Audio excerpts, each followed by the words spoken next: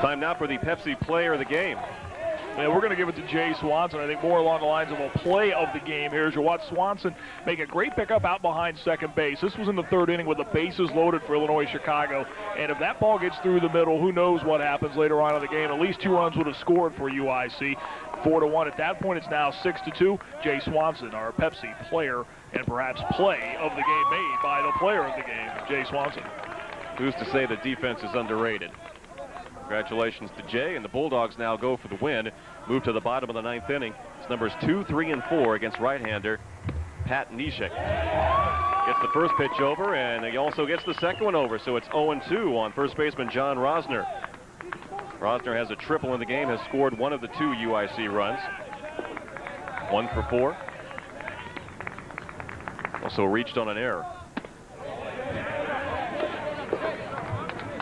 Neshek is throwing on adrenaline right now. I would venture to say he's thrown well over 100 pitches in this game. And for the most part, he has walked 4 hitters. He has been around the plate for the most part today. He hasn't really been exceptionally wild. And you look at the freshman right-hander right there, working in the 9th inning, trying to pitch a complete game. Count is 2 balls and 2 strikes.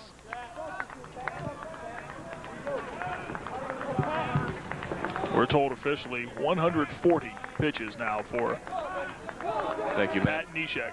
Thanks to Matt Zerker from the Wright State SID office, who has counted every one of them. Didn't know he had that many fingers. It's 3-2 on the leadoff hitter, Rosner. He had an abacus out. He was using that.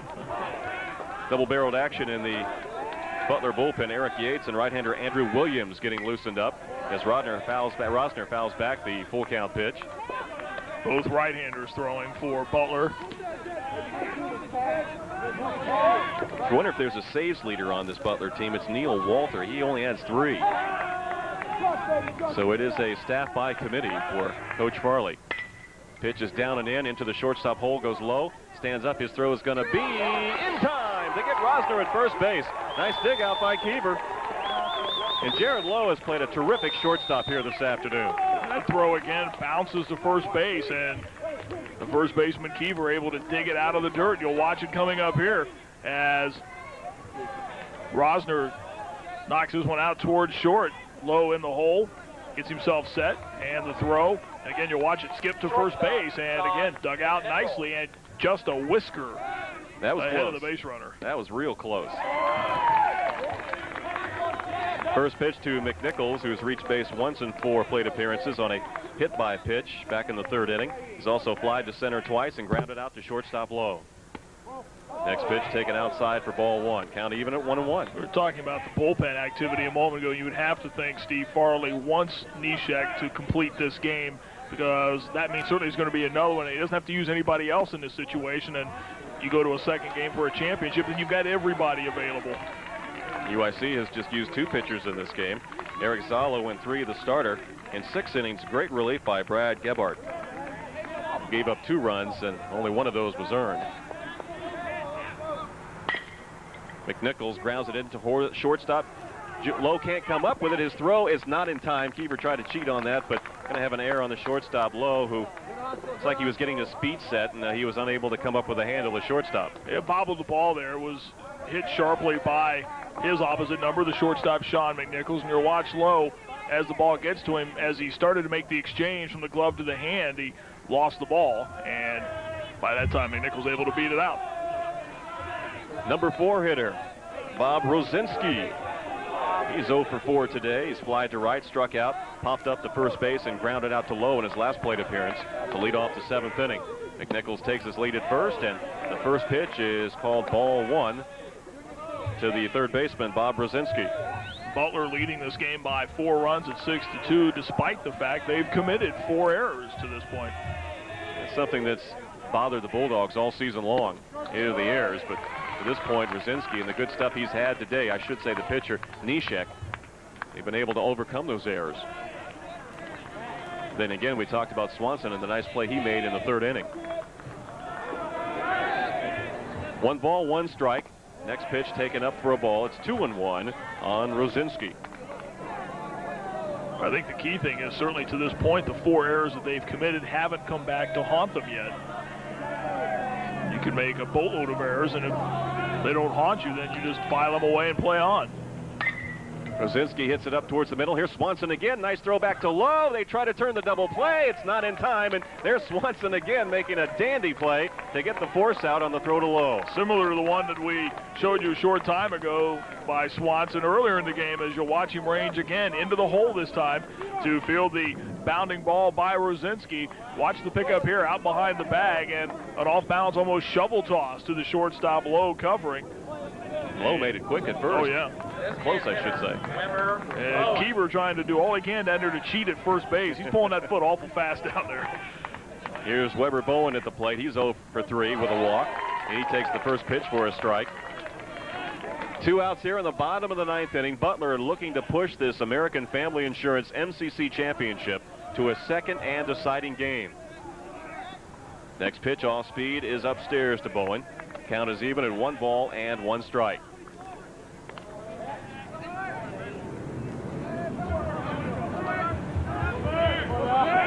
Neshek looking in for the sign. Here's the 1-1 delivery. Taken down and in for ball 2 to Bowen. On deck, second baseman Eric Duke.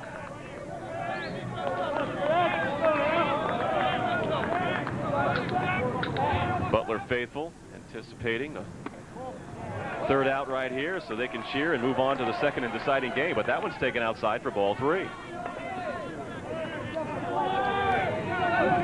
For the name, Wes Hone tossed about as a possible pitcher in the second game for Butler. Out of the stretch, Neshek. Here's his 3-1 pitch. It's taken for ball 4. So on to first base goes the designated hitter, Weber Bowen. So you have 2 runners on now with 2 outs.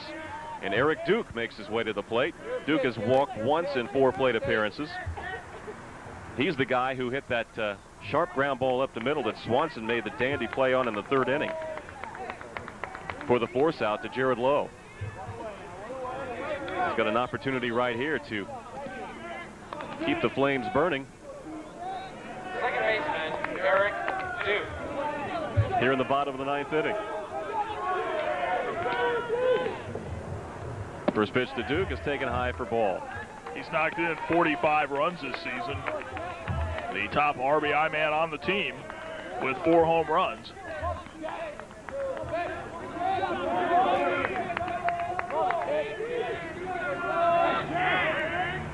Next pitch is high. It's a sign that maybe Neshek is a little tired.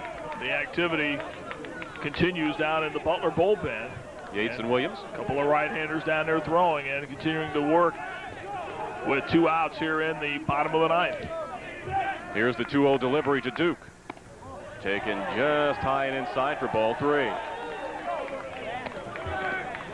I don't know how much Neshek has left. Be interesting to see what Coach Farley decides to do if, in fact, Duke gets on via the walk. J.P. Moran waits on deck. Pitch taken for a strike. 3-1 on Eric Duke.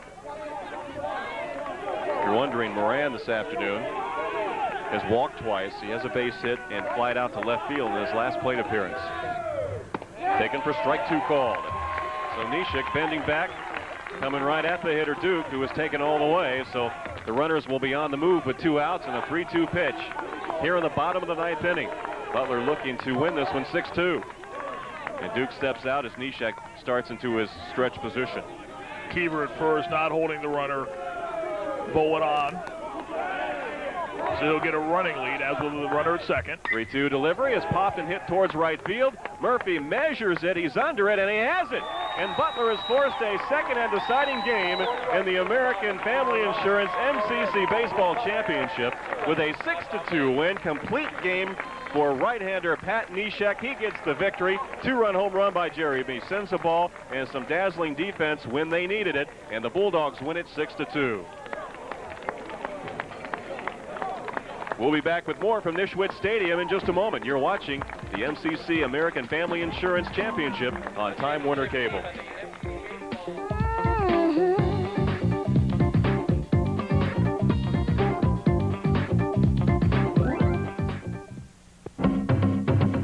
choosing the college that's right for you can be tough.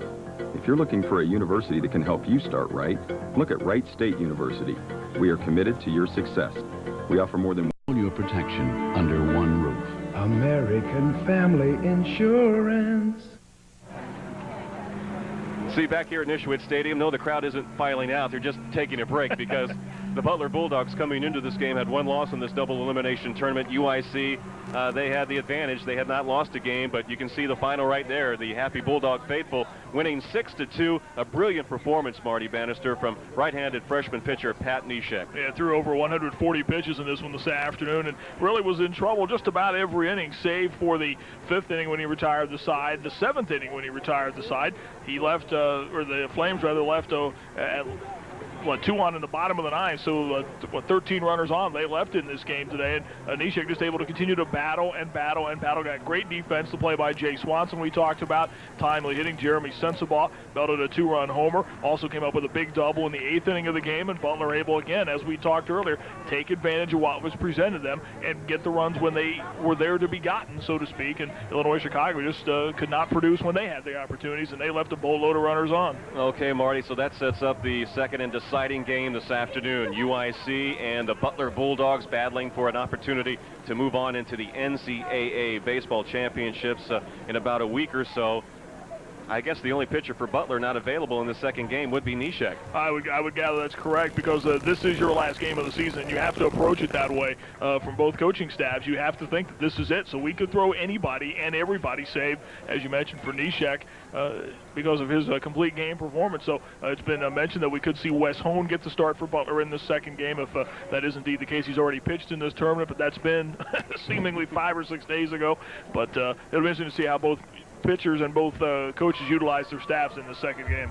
Well, Butler wins it 6-2, and we'll take a break, and we'll be back with the second and deciding game here at Nischwitz Stadium at Wright State University, the American Family Insurance MCC Championship on Time Warner.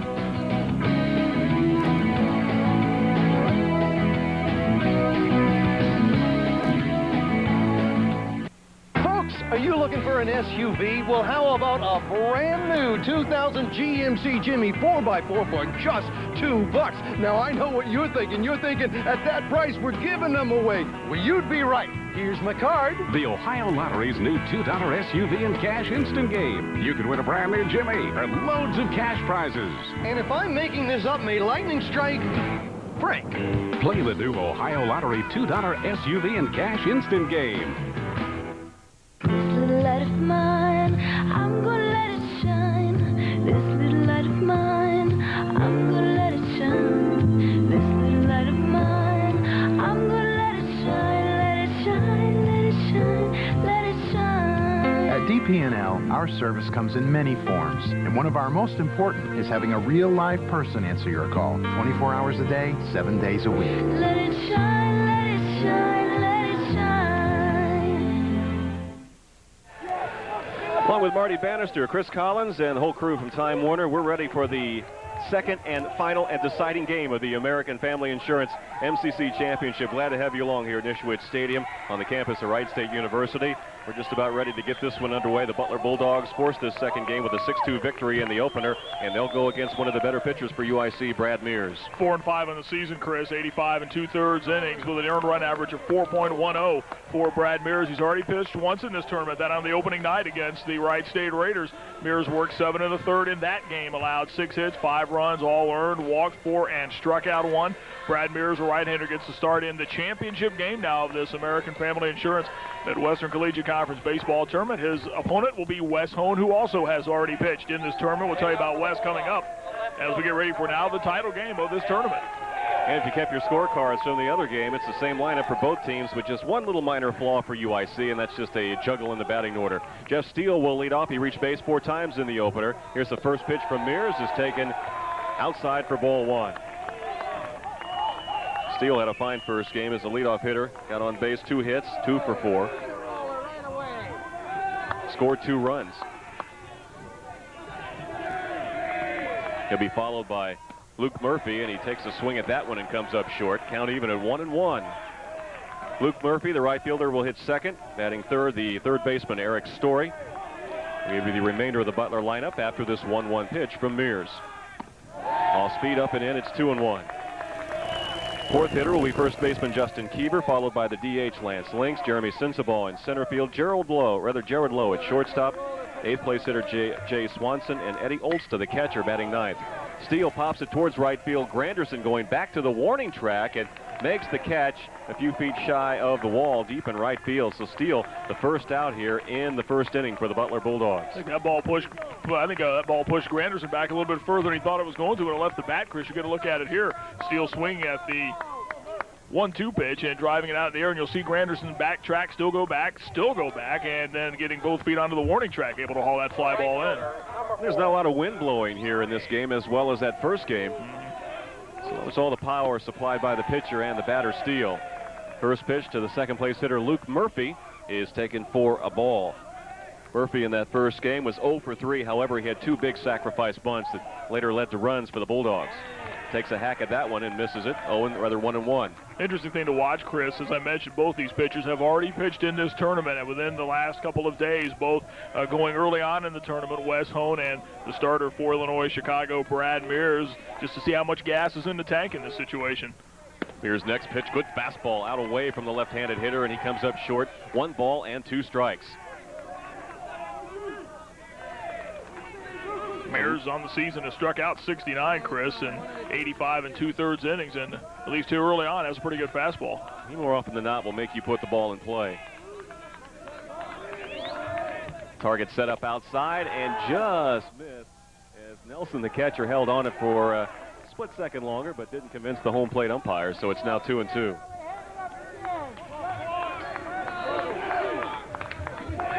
Looks like umpires have rotated. First, looks like Ken Graysner is our home plate umpire. Next pitch taken outside. It's a full count on Luke Murphy with 1 out here on the top of the first inning. The Butler Bulldogs and the UIC Flames battling what would be for each squad their first trip to a regional in the NCAA. Full count pitch. Mears to Murphy. He fouls it straight back and remains alive here with 1 out. Umpires Graysner behind the plate. Psycho moves to first base. Andy Riemann to third base. And the home plate umpire in the first game, Jeff Carr, is calling the plays down at third. Brad Mears' earned run average of 4.10 places him second in the Midwestern Collegiate Conference, but perhaps most importantly, in the stat sometimes I think gets overlooked a great deal, opponent's batting average. Mears is tops in the conference in that category. Opponents are hitting just .214 off the Illinois Chicago right-hander Brad Mears. See Mears right there in your picture. Here's the 3-2 pitch to Murphy. Fouled straight back again, so Murphy hanging tough with 1 out here in the top of the first inning. See how Butler comes out in this game. They came out quickly with 2 runs in the top of the first and gave freshman right-hander Neshek a little cushion there. Sensabaugh's 2-run homer in the third gave him a 3-run lead. And Neshek 160 pitches in that game. Murphy stays alive on that fastball, fouls it back to the screen. So you would think for the Bulldogs, Marty, that everybody will be eligible to pitch with the exception of Neshek. Yeah, I would think so. I don't know what he could possibly have left after throwing 160 pitches. That's a pretty remarkable total. He found a barrel of ice water somewhere and just jumped in. So Murphy hanging tough up there against Mears, making contact on the 3-2 pitch for the 3rd consecutive time. And the weather couldn't have cooperated better. Sun broke out before the first game this afternoon, and we move into the title game here, and some clouds mixed in with a little bit of sun. Temperatures in the 70s. Murphy hits it hard up the middle past Mears and into center field, so that was a pretty good battle, and Murphy wins it as he comes up with a base hit, the first of the game with 1 out, and Eric Story will make his way plateford. Solidly hit single by Luke Murphy that time. Just went down and got that pitch and ripped it back up the middle. Murphy, who did not have a hit in the first game, able to come up with a single right away here in this top of the first in game 2. As you'll see it there, just took it right back up the middle for a 1-out single. Eric Story had a base hit, scored a run, knocked in one in that first game for the Butler Bulldogs. And that last time up, that RBI single that Marty, you mentioned, that he just took that pitch the other way off the sidewinding right-hander. This time takes a breaking ball over the plate for strike 1 called. One of the impressive things about Butler in the first game today is they were able to not only take advantage of opportunities presented, but also were able to answer just about every time Illinois Chicago would score. Story with 12 home runs, 52 RBI. Check swing, didn't go too far. They check down at first and they say yes he did as Murphy makes his way down to second base as the ball got loose from the catcher Nelson. Onesko makes the call down at first base on the appeal from the whole plate umpire. So Story is down now, no balls and 2 strikes. Story entering the tournament entering today's games, I should say, with 52 runs batted in and had a big RBI single in game 1. His average now through the season, .319. On deck, first baseman Justin Kiever. 0-2 to Story, hangs in there. That breaking ball hanging out over the plate, and Story just missed that one, fouling it straight back. Well, your eyes light up as a hitter when you see a pitch like that just hang, and Story, who has belted 12 home runs this season, tried to turn on that one. Some of the Butler faithful out in the stands along the third base line. Once again, the 0-2 delivery to Story is taken up high for a ball. Justin Kiever on deck, knocked in the first run of the game in our first game. Just a ground out to first base. Got a runner at second. Luke Murphy on a 1-out single, move there on a wild pitch. Here's the 1-2 pitch to Story. Taken on the outside corner for strike 3 call. So now there's 2 down, and Kiever will see what he can do here in the top of the first. Good pitch that time by Brad Mears. Again, able to work to the outside that time and eliminate the hitter Eric Story, who got caught looking that time, but a pretty good pitch. 6,300 hitters in this lineup for Coach Farley. And here's Justin Kiever, who was 0 for 4 in the first game, but he did have that first inning RBI. Hitting .309 this season with 3 home runs and 18 RBI. Kiever, left-handed hitter. Nelson sets the target up on the outside. Here's the delivery from Mears. It's popped up into left field. Left fielder Moran coming in. It could fall, and a nice play by McNichols, who came out of nowhere to make a diving catch. The ball was in fair territory, and that will end the top of the first inning. Butler leaves a base runner on 1 hit. Fine play by Sean McNichols. No score. We move to the bottom of the first. You're watching the American Family Insurance MCC Championship on Time Warner Cable.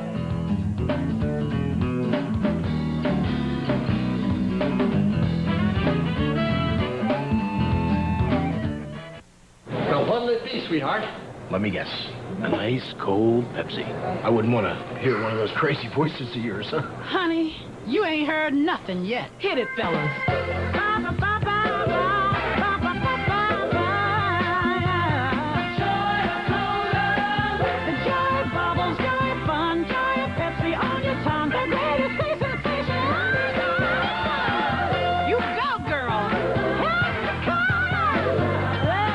They say if you build a better mousetrap. Introducing the new Xerox Document Center. Because it's digital, Document Center scans the image once, stores it in memory, and prints out laser-sharp copies. With an upgrade, it becomes a powerful fax. Oh, and with a short, straight paper path, it's designed to be more reliable. Soon, you'll even be able to print and fax right from your desktop. The Xerox Document Center. It might just be the best mousetrap we've ever made. For your Dayton area Xerox needs, call DocuSource.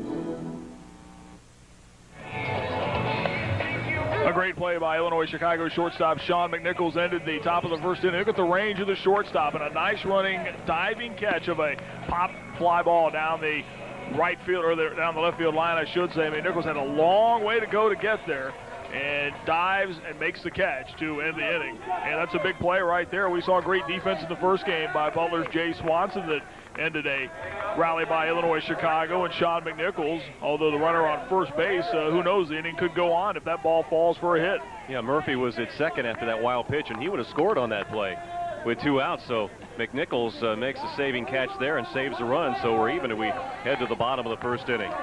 Chris Collins and Marty Bannister, so glad you're watching our presentation on Time Warner, the American Family Insurance MCC Baseball Championship.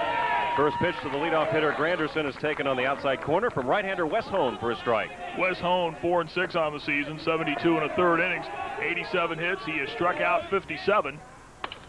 James Granderson back going, and might fall in there. Low goes back, it's out of his reach, and Granderson reaches with a little pop fly single to lead off the game for UIC. You hear that term used so often in baseball. Jam job right there it was. Right in off the fist. Hone worked inside, and Granderson, the left-handed hitter, able to just fist that one out over the head of the shortstop Lowe. You'll watch it here. Lowe backtracking, trying to make a over-the-shoulder catch, trying to emulate his opposite number McNichols in the first inning, and just could not catch up to it, and a base hit for Granderson to get things started. Granderson had an RBI single in the first game for UIC, and you can see the second base umpire looking at Wes Hone. I don't know if it's a contact or what, but maybe some dirt in his eye or a bug or whatever, but the Butler right-hander making his way back to the hill with nobody out here, and the first batter on base for UIC.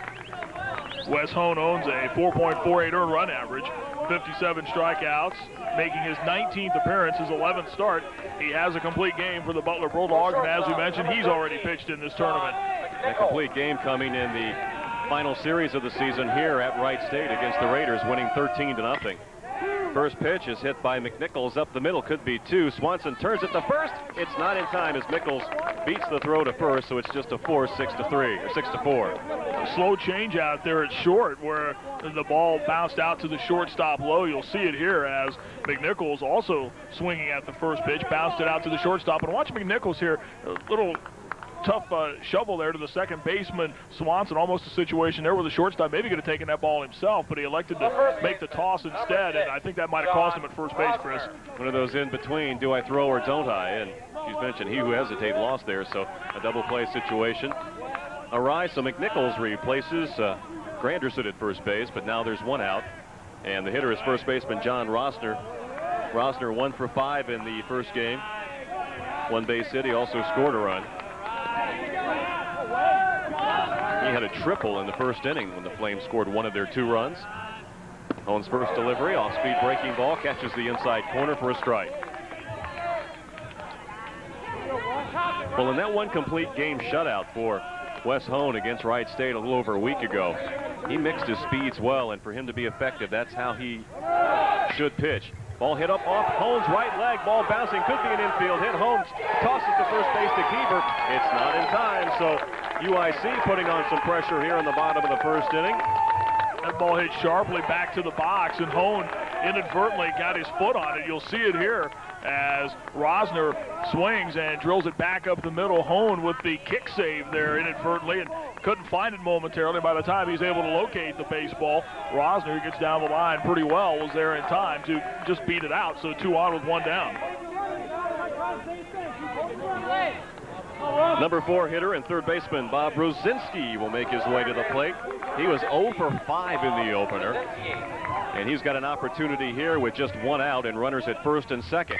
First pitch, chopped towards second base. Swanson with the big hop, dishes it to Jared Lowe. Over to first base, double play. Pitcher's best friend, Wes Hone, gets out of it with the twin killing, and we move to the top of the second inning. No score, Butler and UIC, the American Family Insurance MCC Baseball Championship from Nischwitz Stadium at Wright State continues on Time Warner Cable.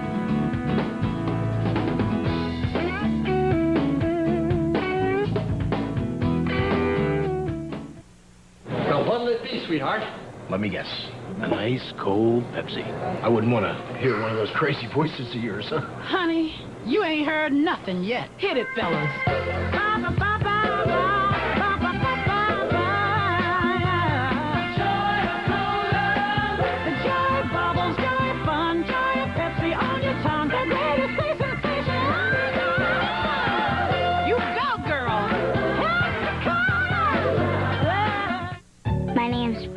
I live here with my mom, my dad, and my brother Blake. A recent storm severely damaged many homes in the neighborhood, including the DeYoungs. They called their American Family agent. This is my bedroom. It's my favorite place. American Family worked quickly to put their home back the way it was. I just love my house. All your protection under one roof. American Family Insurance. An equal housing insurer.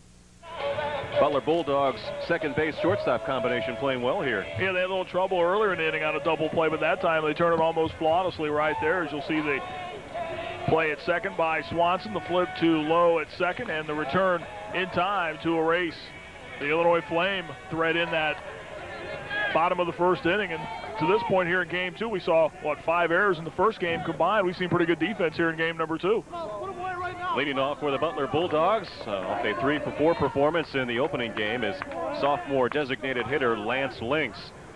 Hit the ball hard 4 times up. He also drove in a run and also scored a run for the Bulldogs. Leading off for Butler on the top of the second. Links hitting now .306 on the season. Lance. Hit .303 in his freshman campaign with the Butler Bulldogs. 6 home runs last year and 6 home runs this year. First pitch is inside the Links, and he'll make his way down to first base. Off-speed pitch, so I don't think it hurt Lance that much, so he'll just walk on down to first, and he is a threat to steal. And you can see Brad Mears after the pitch, after it hit Links, almost disgustedly turn and walk off the mound. He just did not want to do that in that situation. And you mentioned Lance Links' numbers on the base pass. While he has just attempted 3 steals, he has been successful on 2 of those 3. That gets you a couple million in the big leagues, doesn't it? And he also caused UIC to balk in that first game, faking a steal and got the pitcher to move prematurely. Jeremy Sensabaugh, who hit a long 2-run home run in the 3rd inning in the first game.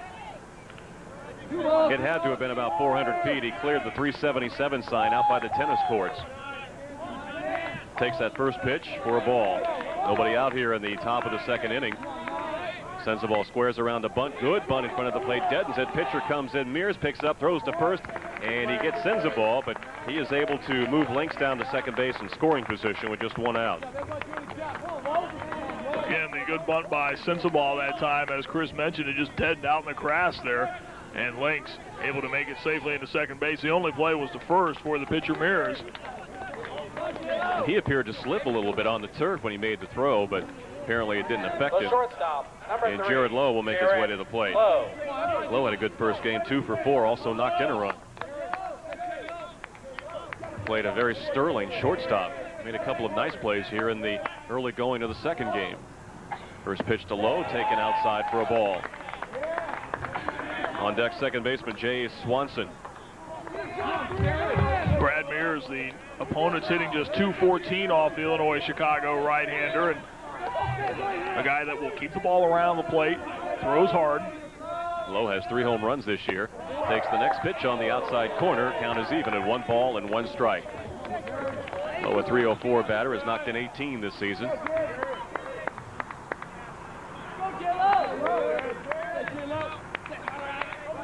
Mears takes a look at Links back at second base. Takes another look. Now here's the pitch to Lowe, taken on the inside corner for strike 2. So Mears moving around the strike zone, not giving Lowe the same look each time. You got to like that too. In and out, in and out, in and out with the pitches. And as you mentioned, not giving him the same look twice. And now the hitter really has to guess here. 1-2 delivery to Lowe from Mears. Stays alive, moves the runner over to third as he bounces it on 2 hops down to the first baseman, John Rosner. He makes the putout. So with 2 outs, Links moves up to third, and second baseman Jay Swanson will see what he can do with 2 outs. And again, Butler doing the little things. We talked about that in game 1, Chris, the ability just to get a runner over. I know there are 2 outs now in this situation, but again, you hit the ball to the other side of the infield. Get that runner over to third right now. Jay Swanson coming to the plate right now has knocked in 21 runs this season. Is a guy who certainly can produce for you in a situation. Coach Farley says about Swanson that this young man likes to be a leader on the field, and he showed that in that first game. Takes a look at that first offering from Mears. Nice, like a slurve or a slider as he catches the outside corner for a strike. Go get a ground ball, go hit. As you mentioned, getting that runner up to third, even with 2 outs, he has a better opportunity to score. Let's say there's a wild pitch, pass ball. And I think it too, it just falls back into that. You give yourself an opportunity to make something happen. Swanson jumps back into the box, down no balls and 1 strike to Mears. Butler looking to score first, as they did in the first game, tallying 2 in the first inning. No score here with 2 outs on the top of the 2nd. Here's the delivery, taken on the outside corner for strike 2 call. Good job of framing that pitch by the catcher, Nelson. That pitch looked to be just a little to the outside, but Nelson able to snatch that glove right back in and give the home plate umpire a little different look at it right there. Mears looking to get out of this jam. Links gets his lead off third base with 2 outs. The 0-2 delivery is fouled straight back and out of play. So Swanson stays alive. Count remains, no balls and 2 strikes. Championship game of this tournament. The winner goes to the regionals of the NCAA field of 64. First trip for either, the winner of this game. Swanson is a battler, of course, coming back from a tough injury a year ago. Has played for the better part this season, a junior infielder out of Woodbury, Minnesota. Once again, Mears looks in for a sign. 0-2 delivery, hit hard down the third base. Picked up by Rosinski. His throw over to Rosner is in time, so UIC holds the Butler Bulldogs scoreless here in the top of the second inning. No scores. We move to the bottom of the second for the Flames. They'll send up designated hitter Weber Bowen to lead it off. You're watching the American Family Insurance MCC Baseball Championship on Time Warner Sports.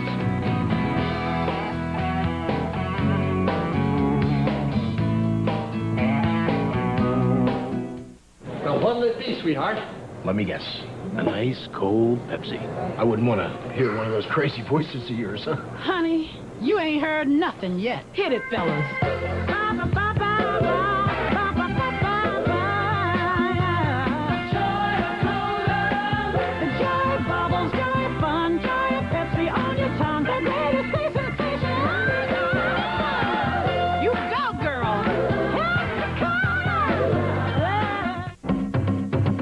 Choosing the college that's right for you can be tough. If you're looking for a university that can help you start right, look at Wright State University. We are committed to your success. We offer more than 140 degree programs, and many have been nationally recognized for excellence. Wright State is dedicated to building a better tomorrow for its students. The best come to Wright State. Check us out and you'll see why. Call 1-800-247-1770. That's 1-800-247-1770. See a look into the Butler dugout. The Bulldogs winning earlier this afternoon 6-2 and forcing a deciding second game in the American Family Insurance MCC Championship, along with Marty Bannister. This is Chris Collins. The Flames will send Platewood here in the second inning. The designated hitter and fifth place hitter in the lineup, Weber Bowen. Bowen in the first game 0 for 3, has a .320 batting average. Takes the first pitch from right-hander Wes Hone outside for a ball. Chris, you talked earlier about Butler scoring first in that first game and how important that was, and I don't think there's any question that was one of the big factors in that win for the Bulldogs in the game one of this two-game set now. Bowen drives it to right field, but Murphy gauges it, goes back just in front of the warning track to make the put out. And one down here in the bottom of the second inning, and second baseman Eric Duke makes his way to the plate. Duke scored a run, was 0 for 4 in that first game. And I think that gave so much credit to the pitcher, Pat Neshek, in that first game. The confidence that he got. He hasn't even gone to the mound yet, and he was already ahead 2-0 when the inning started. I know he gave up a run in the bottom of the first, but you could just see him really settle down after that, and he battled throughout. 160 pitches. That's unheard of. Pitch taken right down the middle, a breaking ball from Wes Hone as Olsta sets up on the outside corner. Duke had some opportunities to knock some runs in that first game for UIC, but Neshek came up with some big pitches against the second baseman for UIC. He grounds one towards shortstop. Jared Lowe picks it up flawlessly. His quick throw to first, and quickly we have 2 outs here in the second inning for UIC. Well, the Flames swinging a lot of first pitches here to this point. They've had 6 hitters come to the plate, and of those 6 hitters, 4 of them swung at first ball pitches. Well, I think that's what Wes Hone likes for the opponent to do. He's usually around the plate, and he likes to mix his speeds. Come on, Wes. Go, kid. J.P. Moran, the left fielder now. We'll see what he can do with 2 outs here in the second inning. He takes an off-speed breaking ball on the outside corner for a called first strike. Moran had a hit in that first game and 2 official plate appearances. He also walked twice. Left-handed hitter. Inside out swing, sends it towards left field. The ball is going to fall in front of Jeff Steele for a base hit. So Moran picks up the 3rd hit of the afternoon for UIC here with 2 outs in the second inning. Inside out swing that time by J.P. Moran, just taking the ball the other way down the line, and nice job of hitting there, dropping it out in front of Jeff Steele. Really didn't have a chance to get over to that ball, and you'll see it right there. Went down on the pitch a little bit and just able to inside out it and take it down the left field line for a base hit. The 3rd of the game for the Flames of Illinois Chicago. 2-out hitter is Kevin Nelson. Nelson takes a shot at the first pitch, and he dribbles it over towards the Butler dugout. Foul ball. Well, they're playing this game almost as if the bus is double parked right now. They could get back on the thing. They're in a hurry to win their first, or at least get their first NCAA appearance. Nelson out of Arlington Heights, Illinois, a suburb of Chicago, takes the next pitch over for strike 2 called. Just a freshman. Threw out a base runner, trying to steal in that first game. Pretty good release. Speaking of his prowess behind the plate, he set a career record at Rolling Meadows High School, and he owns that school record for fewest errors by a catcher.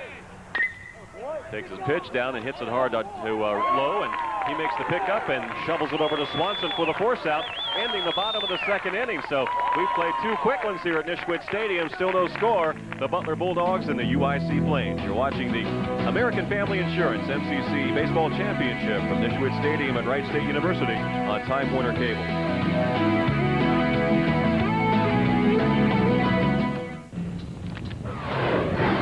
There is an easier way to find a job. The MCC, together with JobTrack.com, bring you the largest job listing website exclusively for students and alumni. It's where over 400,000 businesses have come looking for talents just like yours. The MCC and JobTrack.com, the fastest track between school and work. Check it out at your school's Career Center. What? Dean's List.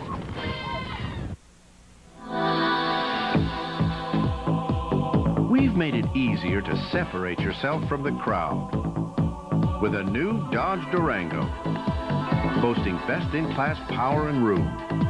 Right now, you can lease this extremely popular Durango SLT 4x4 for only $349 a month. In a perfect world, everything would be different. Until then, see the friendly Dodge dealer near you during our Think Spring event.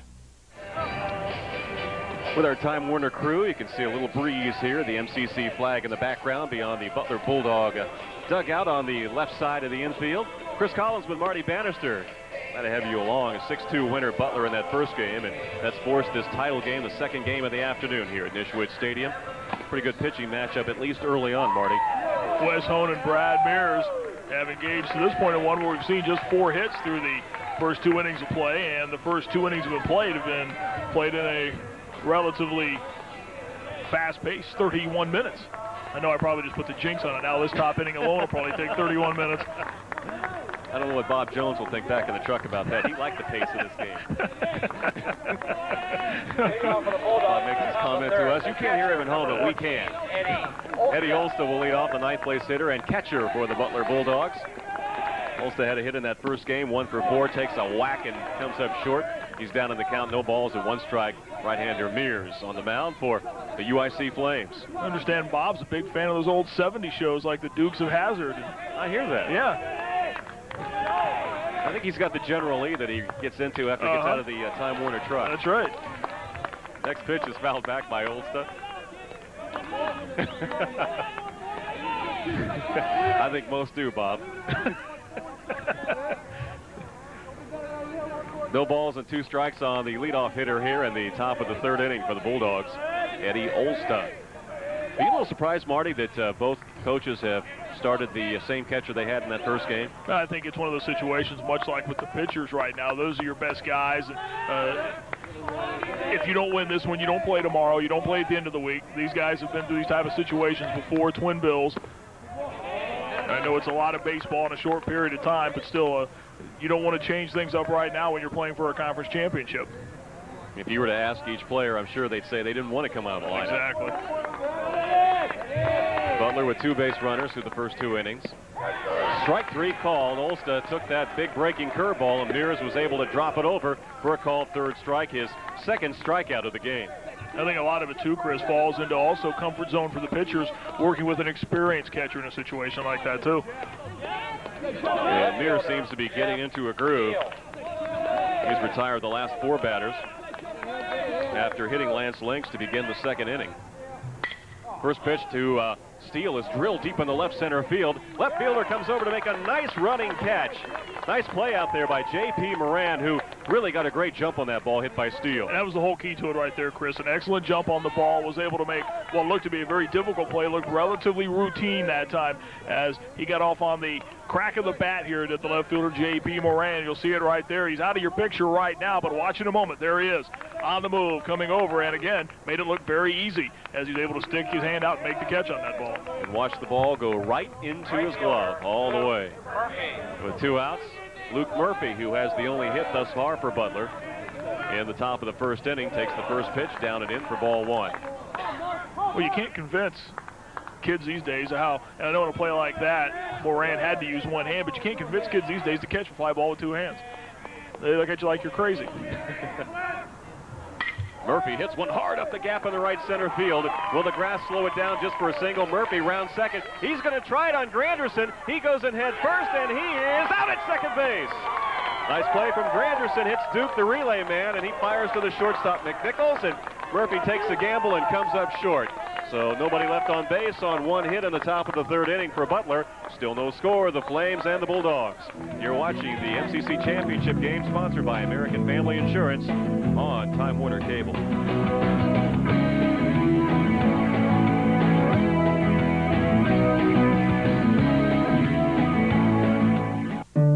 Storm hit on Sunday, golf ball size hail. Almost the whole town had damage.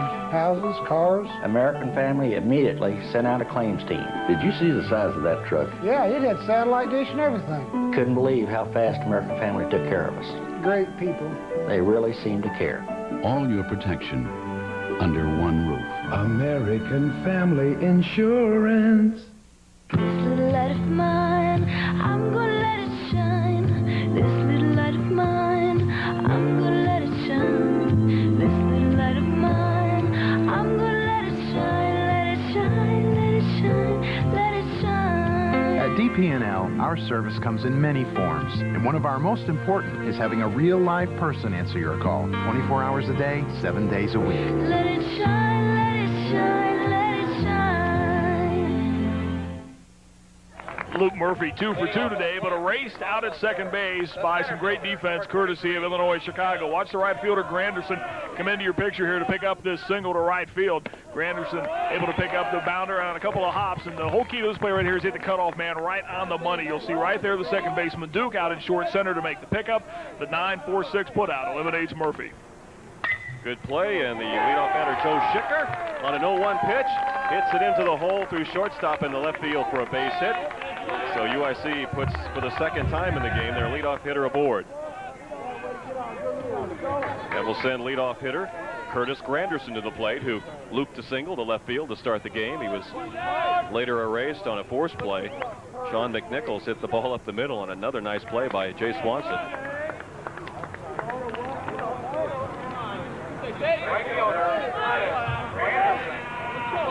It's 4 hits now for the Flames. Wes Hone. Getting back to that play a moment ago, Chris, that ended the bottom of the second inning. Everything was positioned perfectly for Illinois Chicago that time. The cutoff man, Duke, the second baseman, was in line with the bag, so Granderson had to hit him right on the money. And as soon as he did that, you could almost see it coming right there at the end of the inning. Took 2 perfect throws, so I guess you can't really fault Murphy for trying it with 2 outs. Well, that's true, too. It's the situation where it's got to take a perfect play to get me, and it did. Granderson ahead in the count, 1 ball and no strikes. It's just the simple things like execution and playing solid defense that so often get overlooked these days. Granderson attempted to bunt. This time he doesn't show bunt. Slaps it in the hole at shortstop. Jared Lowe can't handle it, and the runner was on the move, and Schicker heading towards third base. The throw is late, and it's high, and into the Butler dugout, and Wes Hone goes flying into the Butler dugout, and I can't see the condition of Wes Hone if he may have hurt himself, but he jumped right in there, but he was doing out of there. He was doing, Chris, what a pitcher is supposed to do, back up third. A run will score here to make it 1-0.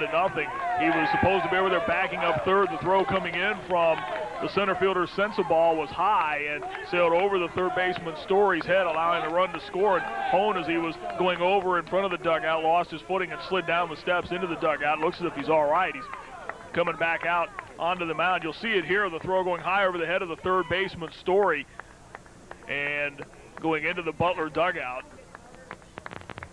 allowing the run to score. And now the umpires are going to come out. Granderson now, Chris, is over at third base, and perhaps this is part of the discussion. Should he be at third base right now? Well, on a throw from a fielder, you get 1 base is usually the ground rule, and you get 2 from the pitcher. So I guess they're debating to see whether he had touched second base first, would he be able to score, or does he just get to stay at second base because he was at first on the overthrow? You can see Schicker right there after the collision. And here is the base runner Schicker on the move after the chopper. And you'll watch Schicker round the bag. And he had the play right in front of him right there, too. And so he had everything in front of him to make his way towards third base. And there he goes in, head first sliding, and the throw there sailing into the Butler dugout. They're going to allow Curtis Granderson to remain at third base. All right, so there's still nobody out, and UIC with a runner at third base. They played at the first run of the game, taking that 1-0 lead, and shortstop Sean McNichols at the plate.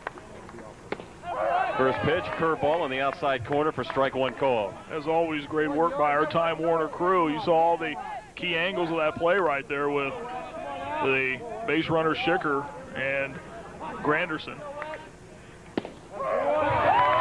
Take it for strike two from McNichols, or rather McNichols from Hone. And I was a little concerned about Hone because he went in flying into the dugout, and the dugouts have concrete floors. There's 3 steps down, and I thought maybe he fell on his backside, but apparently he was okay. Yeah, it was interesting to watch, Chris, as some activity now stirs in the Butler bullpen. The Butler players not only were watching Hone, but they were also watching the baseball which was coming in. 0-2 pitch from Hone is taken way outside by McNichols for a count now of 1-2. Bullpen action. I don't know if that's Yates warming up or Walter is down there throwing now for the Butler Bulldogs. Neil Walter. So, the right-hander. See him right there. Next pitch is swung on and missed. Good fastball by Hone, and he needed a strikeout, and he got it on McNichols. So now there's 1 out, and the third place hitter John Rosner to the plate. Rosner reached on a infield single in the first inning. Batting average at .361. Granderson down at third. 1 run already in. The Flames with a 1-0 lead. John Rosner. If the Flames do go on to a victory here this afternoon, not only would they get the bid in the NCAA Regional Tournament, it also would mark the most wins ever by a UIC Flames team. Here's the squeeze play, and executed by perfection by Rosner. He waited till the last minute. Granderson makes his way in with a second run of the game.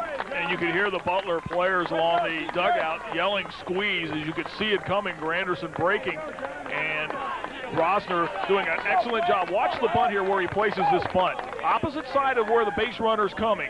Pushed it out to the right side of the mound, and Granderson scored standing up. You don't see that often on a squeeze play. He came in standing up. The pitcher, Hone, able to make the tag on the base runner for the putout, but a successful suicide squeeze, 2-0 UIC. First pitch to Rosinski is taken for a strike on the inside corner. So the Flames strike first in this one, giving Mears stake to a 2-run lead. Next pitch chopped in front of the plate. A foul ball, says the home plate umpire. So Rosinski, who hustled down to first base, will have to make his way back to the batter's box. He's still looking back. He said he didn't hear anything. The first base umpire didn't even know. And that will send the UIC manager, Mike D, out to try to figure out what was going on. Tom Kovacek, the home plate umpire, guy, you can come on back now. I've already called it a foul ball. Mike D coming out to ask if it was a foul ball. Dave Inesco, the first base umpire, asked whether it was a foul ball. You had it right on the money right when he swung. Well, apparently he didn't communicate verbally, and he just threw up his arms foul. And not everybody else was watching it, but we'll come back for the 0-2 pitch. Hone on the outside corner, gets him looking at strike 3 called. But a productive third inning for the UIC Flames. They pick up 2 runs on 2 hits and nobody left on base, and we move to the top of the 4th inning in the title game of the American Family Insurance MCC Baseball Championship. UIC leading Butler 2-0. Once you have kids, your responsibilities totally change. Our family is our life. The most important thing is the family is always taken care of. Our American Family Life Insurance agent is so helpful. He goes through our life policy step by step. We really like American Family Service and knowing we're covered. All your protection under one roof. American Family Insurance. Brad Mears take to a 2-0 lead over the Butler Bulldogs for the UIC Flames. Chris Collins along with Marty Bannister. We move to the top of the 4th inning. Eric Story to lead off, and back with the play-by-play, Marty Bannister. Chris, thank you very much. Story today has gone 0 for 1. Took a called third strike in the first inning. Brad Mears now leading 2-0 as he takes them out here in the top of the fourth. And the first pitch misses in tight. Saw how much of an advantage it was for Butler's pitcher in game one, Pat Neshek, to have a lead. Let's see if Brad Mears can take similar advantage. Swing and a miss at a fastball, 1-1. And had some giddy up on it. And you mentioned Butler did not trail in that first game at all. Had the 2-0 lead. It was 2-1, then 4-1. Ended up winning 6-2. And seemed like when the Flames were able to get close on a couple of occasions, the Bulldogs were able to answer. Well, Steve Farley mentioned prior to game one, he felt all the pressure, at least in game one, was on Illinois Chicago. 1-1 delivery. Now 2 balls and a strike, and you have to wonder now if maybe some of that pressure's maybe gone back to the other side of the diamond, maybe on Butler a little bit now, as it is. This is the last game that will be played in this tournament now, with both clubs having 1 loss. 2-1 pitch is a call and strike, 2 balls and 2 strikes. Appears like here in the early going, the home plate umpire is being very courteous to the pitchers on the outside corner, but he's consistent for both pitchers. Eric Story, Justin Kiever, and Lance Lynx, the scheduled Butler Bulldog hitters here in the top of the fourth. 2-0 Illinois Chicago, and there's a base hit. That was a rocket. Kiever depositing that one out into left field for the 3rd Butler hit of the game. And that'll bring up the first baseman, Justin Kiever. See the replay right there. Story keeps his hands in on that inside fastball and turns on it. Opened those hips up and got it back, shot it past McNichols in the left field for his 2nd hit on the afternoon, his 1st here in the 2nd game. Justin Kiever, a pop out to the shortstop in the 1st inning. A heck of a play by Sean McNichols, a diving catch of a ball out near the left field line. Pitch misses high, 1-0 to Kiever. First game today, Kiever was 0 for 4. Interesting defensive alignment as Mike D makes his way out of the UIC dugout to talk to his right-hander. Also activity now, Chris, in the Illinois-Chicago bullpen down along the right field line. Brad Mears really hasn't thrown all that many pitches into this 4th inning. But again, maybe the concern, he has already pitched in this tournament.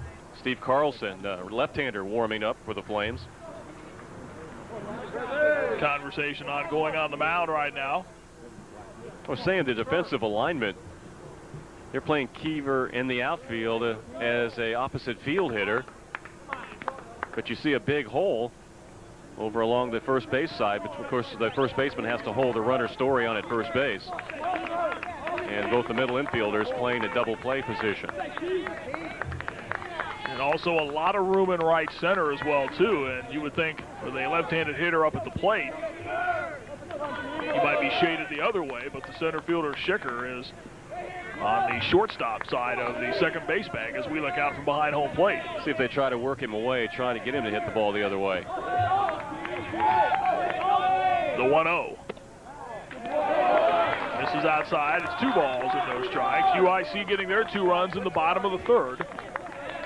And Butler trying to answer here in the top of the 4th. This is the title game of this American Family Insurance Midwestern Collegiate Conference baseball tournament. Pitch laced right back up the middle and past Mears for the 2nd consecutive hit for the Butler Bulldogs. And the Bulldogs starting to piece together a rally here in the 4th. And the reason why there were 2 solid hit base hits, the ball was up. Mears has got the ball up to 2 pretty good hitters, and we're going to get a chance to see it here. Kiever stays back, keeps that front leg planted, and just hits the ball right back where it came from, right up the middle for a solid single to center field. And here's Lance Lynx, his first time up. The first pitch he saw hit him. He eventually moved over to 3rd base, but was left stranded there, and I bet that was part of the conversation Mike D was having with Brad Mears. Chris, keep the ball down. And will they ask Lynx to bunt in this situation? 2 on, no out. First pitch is a called strike. And answer that question. And it shows the respect for Mr. Lynx. A first pitch off-speed curveball.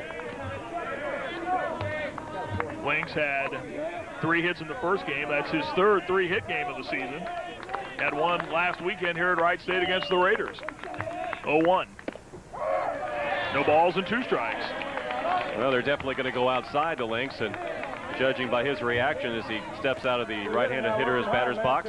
Not real happy with that call, but the umpire has been calling him for both teams on that outside corner, so let's see what Mears comes back with in the 0-2 count. The 3 hits Links had in the first game surpassed his total for the tournament to that point. He was just 2 for 12 going into game 1. 3 hits also put him above 300 for the season at 306. 0-2 delivery. Back foul and out of play. Now a little surprised there they came with a fastball that close to the corner. They're dropping a couple of breaking balls out. I thought maybe they'd come back inside. But I just call them. I don't execute them. The big right-handed hitting DH back in. Now will again step back out. Mears a 4-5 mark during the season. Runners again, Gradler leads. And here's the 0-2. Hit into the air out into right. This one will twist foul and carry back and out of play along the right field line down near the Illinois-Chicago bullpen. So the count holds at no balls and 2 strikes to Lance Links. Chris mentioned a local product from nearby Wayne High School. Her brother Justin played at Middle Tennessee, just completed his eligibility there. School near Nashville, Tennessee. So again, Mears will deliver the 0-2 to Lance Links. Here it comes. Bounced out to short. McNichols, Duke, double play. The first one turned by the UIC Flames, goes 6-4-3, and came at a great time with runners at first and second and nobody out. Now 2 down with a runner at third. See, the 0-2 pitch was down. Links hit it solid, but he hit it right to Sean McNichols, who shovels it over to the second baseman Duke, makes the nice pivot as Keeper comes in hard, and the perfect throw to first base, and that finishes off the double play. Here's Jeremy Sensabaugh, the center fielder. He sacrificed his first time up, moving Links to second base. Runner now over at third is Eric Story with 2 outs, and the pitch here is a called strike to Sensabaugh. Hit a long home run in game 1 here today. It came on a fastball. The home run was hit to right. He also doubled to left. That in the 8th inning, off the wall in left field. He's trying to make some contact here and just get a base hit to get that runner in from third with 2 outs.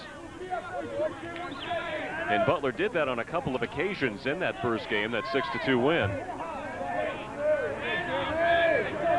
Runner at third is Story with 2 outs. The 1-1.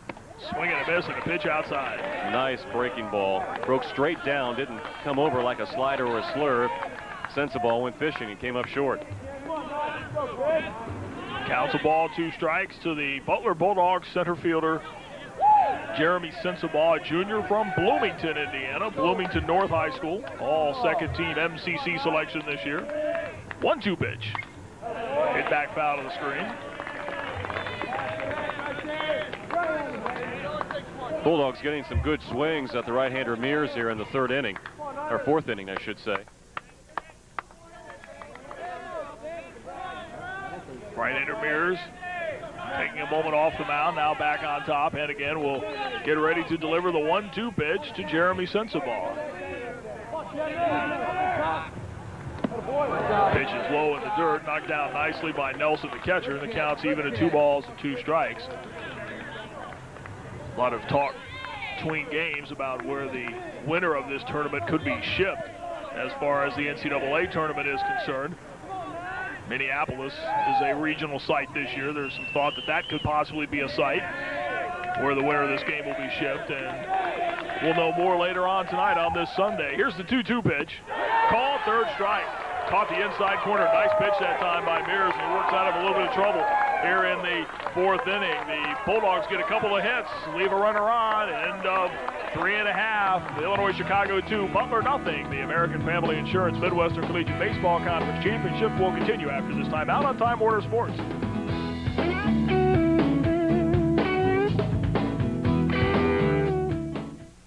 Well, what'll it be, sweetheart? Let me guess. A nice cold Pepsi. I wouldn't want to hear one of those crazy voices of yours, huh? Honey, you ain't heard nothing yet. Hit it, fellas.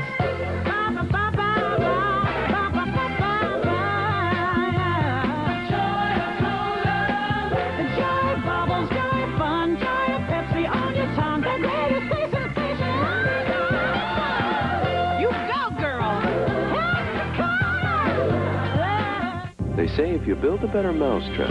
Introducing the new Xerox Document Center. Because it's digital, Document Center scans the image once, stores it in memory, and prints out laser-sharp copies. With an upgrade, it becomes a powerful fax. Oh, and with a short, straight paper path, it's designed to be more reliable.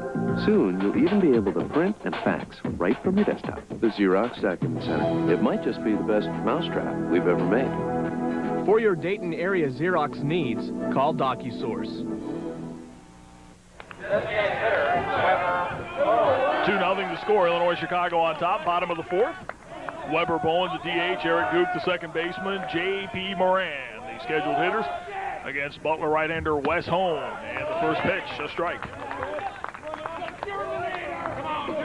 We were talking at the top of the fourth about the NCAA selections. Here's the 0-1. Inside, a ball and a strike. And boy, Chris, really the college baseball tournament has really grown leaps and bounds popularity over the last few years, as the 1-1 pitch will be forthcoming in a moment from Hone, but you've seen an explosion in the popularity of the baseball tournament. You know, I think something that really helped, and it's just an opinion of mine, was the fact a few years ago when the Major League Baseball players went on strike. You know, I think exposure for the college level athletes got a lot larger, as you see the base hit right there. Weber Bowen the opposite way that time, bounces it into the hole between first and second for the sixth hit of the game for the Illinois Chicago Flames, and the Flames, as they have done in 3 of the 4 innings, have their leadoff hitter on. Bowen just goes with the pitch, stays back on the ball, and hits it on a few hops hard between first and second base for his first hit of the game. But, you know, getting back to that point, I thought at that point back in the mid, 94, 95, that a lot of players, I should say fans, turned off, and a lot of college games, some exposure, and they saw that it's good baseball. If you like the game, you appreciate the game, that I think you can have fun, and I think a lot of the fans this weekend have seen some good competition. Eric Duke at the plate, the second baseman. He bounced out his first time up, and I think what that did too is it opened fans' eyes that there is baseball other than what goes on at that major league level. Here's the pitch, chopped right back to the box. Taylor made for 2. The throw, though, off the glove of the shortstop, low covering, and Hone throwing it wide that time. That tailed on him a little bit, Chris. We're right behind home plate. You can see that coming right there. You know, you could see it coming, too, from Hone, just watching his reaction. And as soon as he had the baseball, it was almost like, I don't know exactly what I want to do. The player wasn't there, and we'll get a chance to see it. Hitter just tops the ball right back on a hop. Hone had plenty of time, sets his beat, but as Lowe was coming across the bag, he had overthrew him. As you said, had a little tail on it. And, boy, Hone with an opportunity to get out of an inning here. Now he has to kind of wiggle out with nobody out and 2 runners on. Well, I mentioned that was tailor-made right there for a double play. An error on the pitcher? Yep, second error of the game against the Butler Bulldogs. And squaring the bunt and dropping one out in front of the plate is J.P. Moran. Hone Field's throw is in time to get Moran, but Moran gets the job done by moving the runners over to second and third. Now just 1 out. Put out goes 1-3. So here's Kevin Nelson. Marty, you said at the outset, 4 errors in that first game by Butler. They were able to overcome that by getting the lead and also at different times of the game. This game, they haven't been able to do that. 2 runs, errors helped in the last inning, and now runners at second and third after that opportunity there for Hone to get a double play possibly. Nelson. Fielder's choice his first time up. And the pitch, swing and a miss to Kevin Nelson. Nelson in game 1 today was 0 for 2. And in the tournament, now 2 for 13. But has a chance to help out his team here. Second and third with 1 out. 0-1 pitch is a strike, 0-2. Well, Hone being able to come up with some big pitches in this situation. No doubt he would like to get a strikeout. The infield is in for Butler, with the 9th place hitter on deck. Runner at third is Bowen. The runner at second is Duke.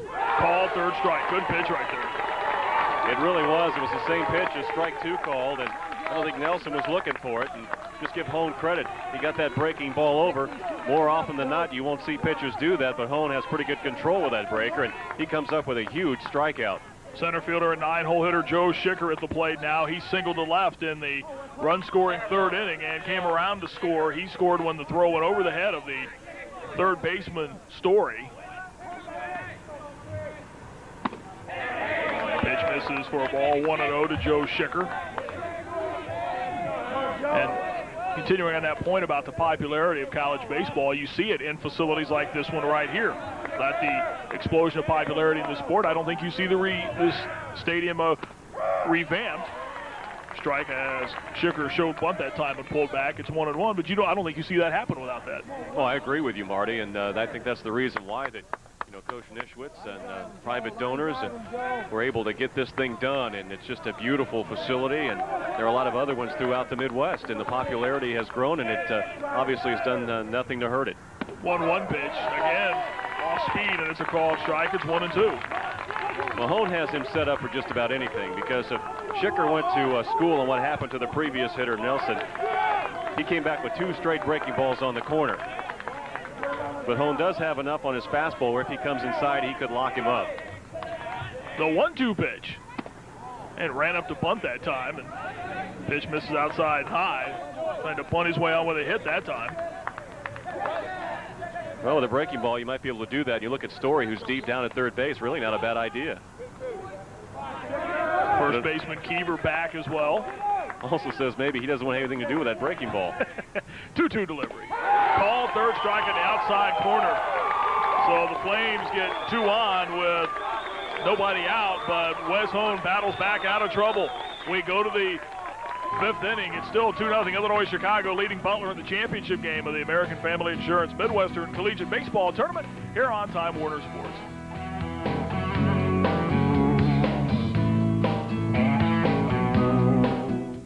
Now, what'll it be, sweetheart? Let me guess. A nice, cold Pepsi. I wouldn't want to hear one of those crazy voices of yours, huh? Honey, you ain't heard nothing yet. Hit it, fellas.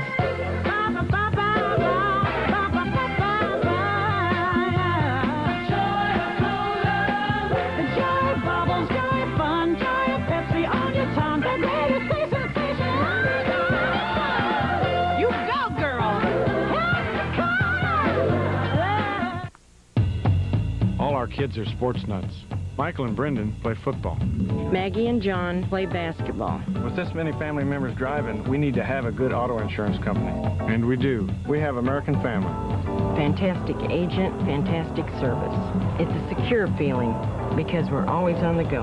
All your protection under one roof. American Family Insurance. Top of the 5th inning here at Nischwitz Stadium at Wright State University. Along with Chris Collins, I'm Marty Bannister. Indeed, a pleasure to have you with us for the championship game of the American Family Insurance Midwestern Collegiate Conference Baseball Tournament. Butler won the opener 6-2. Illinois Chicago leads 2-0. As we play here in the 5th inning, Jared Lowe, Jay Swanson, Eddie Olsta, 7, 8, and 9. The hitters for the Butler Bulldogs against right-hander Brad Mears. Jared Lowe, 0 for 1. You know, Marty, Wes Hone has 4 strikeouts through the first 4 innings, and he's got 2 in the last 2 innings. 1-0 delivery is hit out into the air, out into short right, drifting into foul territory now. The first baseman backing over there, Rossner, and making the putout. And he's been able to get that curveball over just about when he wants to. And helped himself with 2 big strikeouts with the 8 and 9 hitter in that last inning. Could be pivotal for Butler, but it's like Mears is getting into a groove himself. Second baseman Jay Swanson bounced out his first time up. He was the integral part of a big play in the second inning of the first game. Takes the first pitch here for a strike and ended up being our Pepsi player of the game. And don't forget, we'll be selecting that again here in this contest. Chris and I will make that choice a little bit later on. The 0-1 delivery is ripped back up the middle, a base hit. Ball was hit hard by Swanson. A couple of hard hit balls here in the last couple innings for the Butler Bulldogs. That is hit number 5 for Butler. And here's the catcher, Eddie Olsta. Olsta in the 3rd inning took a called 3rd strike leading off. Chance to mention that the Flames piled a 3.52 team grade point average during the fall semester this past year. They are student athletes, and a couple of 7 of them actually made the Dean's list. And the relief pitcher in the last game, Brad Gebert, had a perfect 5.0 GPA. Swing and a miss. Almost, in fact, a foul tip, we'll say. Olsta just got a piece of it. 0-1 to the catcher, Eddie Olsta. Did a pretty good job, too, on the mound coming in relief. 6 innings, allowed 6 hits, 2 runs, only 1 earned. Had 4 strikeouts and didn't walk a batter. And I think kept Illinois Chicago in the game, even though they ended up losing by 4 runs. It didn't get any worse than that. Next pitch is hit out in the air into right. Granderson started back, comes in, charging, and a nice running catch. A couple of feet shy of the right field line. Looks as if he's going to have a little problem with that one to begin with, but was able to recover, and his speed, I think, overcame that right there, Chris. You are right, Marty. The speed of Granderson able to recover on the misjudgment of this fly ball. See, Olsta, it's a pretty good extension there. Hits it off the end of the bat, and I think that's what fooled Granderson as the ball was tailing away from him and not hit as hard as he thought it would be. And you can see, turns on the speed right there and comes in to make the catch right along the right field line. 2 outs, and here is the left fielder, Jeff Steele, who has been retired in both prior at-bats, a fly out to right and a fly out to left. And that's news. He was able to reach base 4 times in that first game. 7 hits total to this point in the tournament. Let's go, ground ball, ground ball. And the pitch misses. 1-0 to Steele. In fact, he has had a rather productive last 2 weekends here at Nischwitz Stadium. He had 8 hits in the series with Wright State a week ago. Reached base 6 times in the opener. Wow. 15 hits in his last 2 weekends. Pitch in the dirt, knocked down nicely by the catcher, Nelson. Played in the shadows of the Golden Dome in South Bend, Indiana, from Riley High School in that area. Just a sophomore, stands 5'8", 160-pounder. Second team all Midwestern Collegiate Conference choice, Jeff Steele. Selected to the conference all second team as the utility man. 2-0 pitch. Away from the catcher, Nelson, and that will allow the base runner, Swanson, to scamper down to second base. Probably be a pass ball on Nelson, although it was a little high, but I think they expect most of the time to make the play on that. So the count's now 3 balls and no strikes to Jeff Steele with 2 outs as Swanson's now on at second base. Boy, Butler in need of coming up with a big 2-out base hit. Defensively, they're shading Steele towards right. 3-0 pitch. Called strike. 3-1. The center fielder, Schicker, is on the second base side of second base, where the second baseman would usually be stationed. I think Mears realizes who's on deck. Murphy, he's got 2 hits in this game, and I think he'd like to get Steele. Here comes the 3-1. Ball 4. So the dangerous Luke Murphy, who, as Chris mentioned, has produced a couple of hits. Both solidly hit baseballs, both times up. Now comes to the plate with 2 on and 2 out. The left-hander Carlson continues to warm up down the right field line. Let's see if Coach D makes a change. If he wants to play percentages here and go with a lefty-lefty matchup. Sure takes his time getting out there, doesn't he, Marty? Carlson still throwing down on the right field line. It is still 2-0. Illinois Chicago on top, but Butler again trying to rally. And that will be it for Brad Mears, who pitches his team to a 2-0 lead here in the 5th inning. So we're going to have a change, and a new pitcher will come on for the Flames of Illinois Chicago. Name is Carlson. Steve Carlson has a 4.63 ERA, a record of 6-2. This will be his 28th appearance. He saved 7 ball games for Coach D, 56 in the 3rd innings. He's allowed 49 hits, 38 runs, 29 of those which were earned. He's walked 30, struck out 47, has allowed 7 home runs this year, and the opponents batting .227 against this big left-hander. Steve Carlson now taking his warm-up tosses. This inning started with Jared Lowe popping out to the first baseman, Rossner. A single by Swanson. Olsta flied out to right, and then the walk to Steele. And now with the left-hander Murphy set to come to the plate here momentarily, Mike D makes a pitching change and brings on the left-hander Carlson to face the left-handed hitting Luke Murphy, who has a couple of hits today. He was thrown out trying to stretch his last hit into a double. He was erased 9-4-6 on the putout.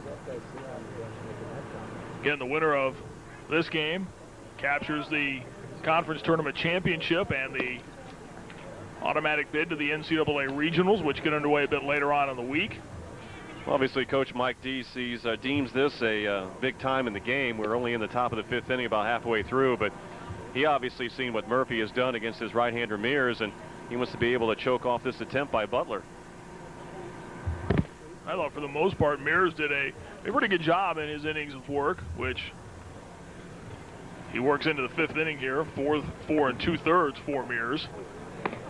Leaves with a 2-0 advantage, so it will be Carlson, the left-hander. And Murphy coming to the plate. Again, a single in the 1st inning and a single in the 3rd, but he was thrown out attempting to stretch it into a double. Carlson, a junior, he's 6'1", 188-pounder from Newark, Illinois. 34 members on this roster for UIC, and 70% of those are from the state of Illinois. Mike D likes to stay with the homegrown talent. He's just done a terrific job, as we mentioned in the first game. Well, and much like with high school football and basketball, Illinois has been a state that has produced some quality talent. You see some of the fans enjoying the baseball action here today, and I think those are prime recruiting areas. You want to stay in the Midwest, and that's been a successful area. So here's Murphy against Carlson, the left-hander. Murphy 2 for 2 today. The lefty ready, and the pitch at the outside corner, called strike. Well, as a relief pitcher, you want to be able to throw strikes, and Carlson able to do that on his first delivery to Murphy. Carlson leads the Midwestern Collegiate Conference in relief appearances, coming into the tournament with 27. 0-1. Ball and a strike.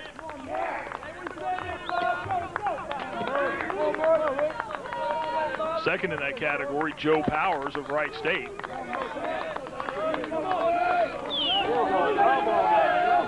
Counts a ball and a strike, 2 on, 2 out, top of the 5th. UIC up 2-0. Pitch in the dirt low, 2 balls and a strike now to Luke Murphy. And Murphy credit, he could have come up there swinging at the first delivery that was close, but he's been patient with this left-hander. He knows the pressure's on the relief pitcher, just coming in cold. And he's looking for a good pitch to drive here in this situation, ahead in the count, 2-1. Swing and a miss and a fastball, and he's turning on that one, 2-2. Yeah, it looked big coming in there, and Carlson had enough on it to be able to have that ball move in on Murphy's hands.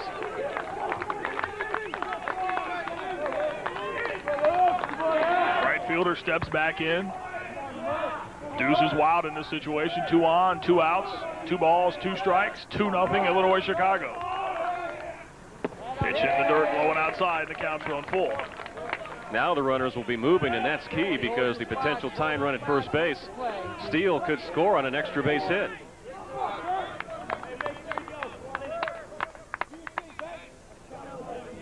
Murphy out of the box, now back in. Runner at second is Swanson. Runner at first is Steele, both with pretty good speed. Payoff pitch. Hit back foul and out of play. Murphy going back to what he did against Mears his last at bat. 3-2, fouled off about 4 or 5 pitches in a row. Then a solid single. So again, the runners will grab their leads. Swanson out at second and Steele over at first. The payoff pitch one more time is hit back foul and out of play, and we'll have a 3-2 pitch coming up again here in a moment. Murphy's going to bat at you. This 5'10" senior from Indianapolis, Indiana.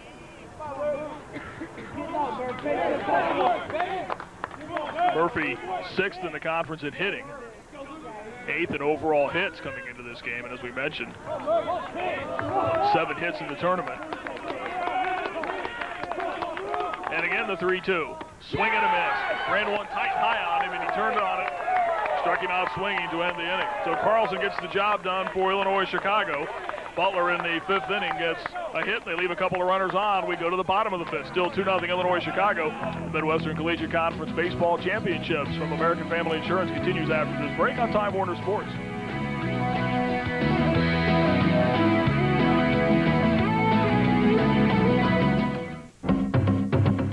Choosing the college that's right for you can be tough.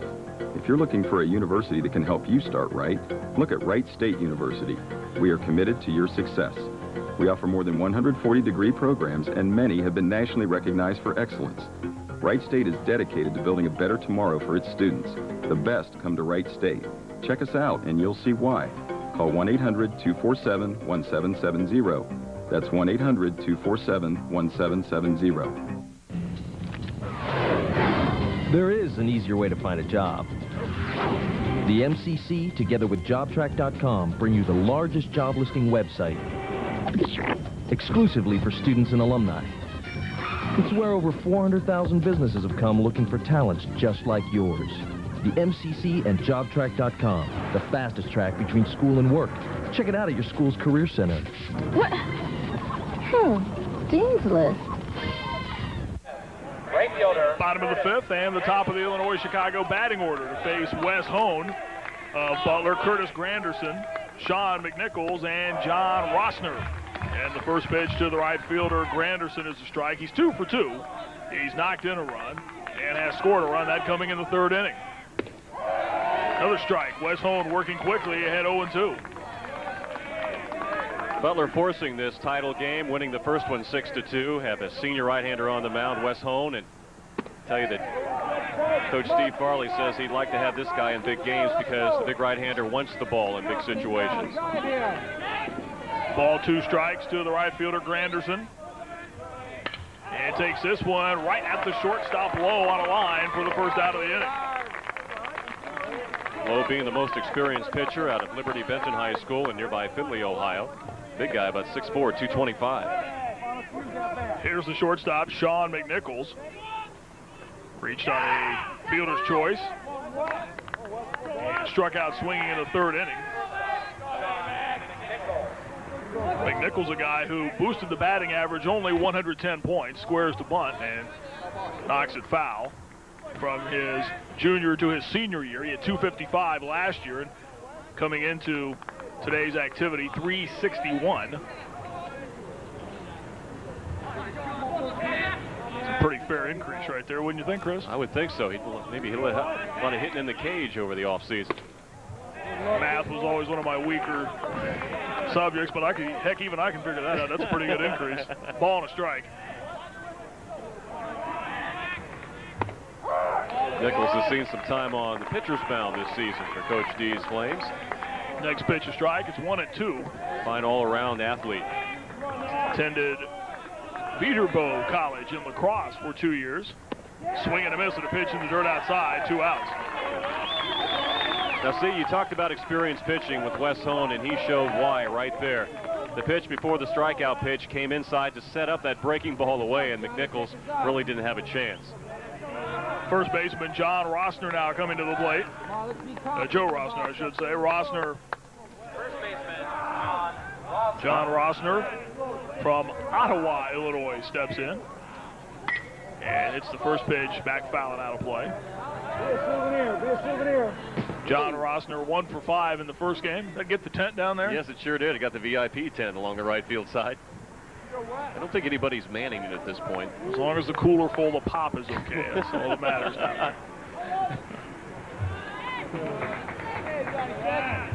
0-1 to count to John Rossner.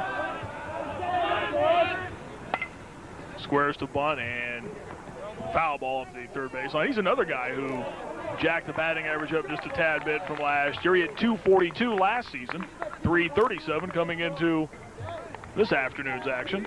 Well, I think that's just, goes to the student athletes that, the hard work that they put in. Coach D told us in the pregame before the first game that, he credits these kids for working really, really hard, in all their weaknesses. And just goes to show you hard work will pay off, and it definitely has for UIC this season. 0-2 delivery is hit the other way into right, falling, and coming over making a nice running catch was Luke Murphy. That ball started to drop. Murphy doing a pretty good job of getting to where he had to go to make the catch. And the Flames go quickly and quietly in the 5th inning. Still 2-0 Illinois-Chicago over Butler. The American Family Insurance Midwestern Collegiate Conference Baseball Tournament Championship game continues after this on Time Warner.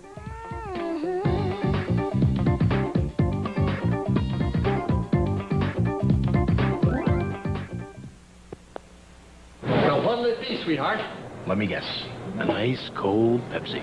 I wouldn't want to hear one of those crazy voices of yours, huh? Honey, you ain't heard nothing yet. Hit it, fellas.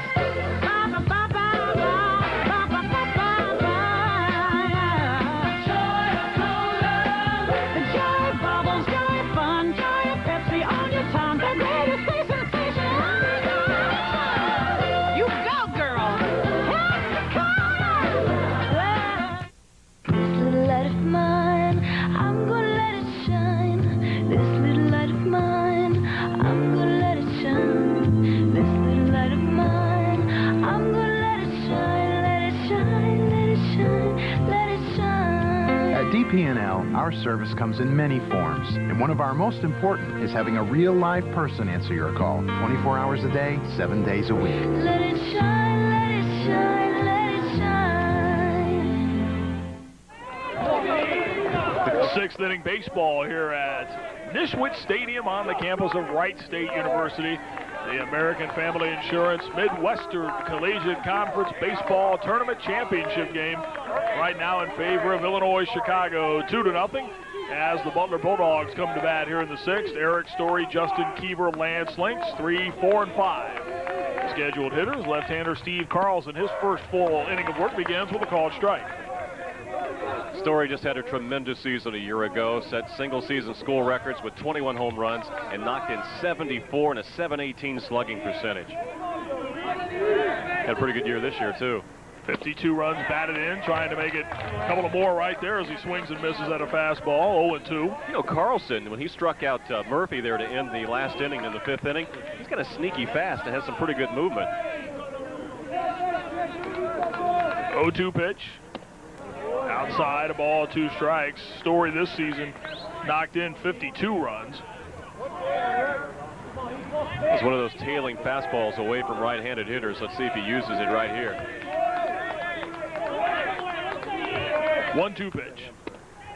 Backs him off the plate. 2 balls, 2 strikes. Maybe he set him up for the tailing fastball on that pitch inside. Inside, inside, inside, and try and bust him outside a little bit. Let's see where Nelson sets up. They're going to go back outside. 2-2 pitch. This is a bit low, and the count's full. So after jumping ahead 0-2, Eric Story has battled to have the count in his advantage at 3 balls and 2 strikes. Carlson doesn't want to put the leadoff runner on. He'll come right after it. Payoff delivery is hit out into the air into right.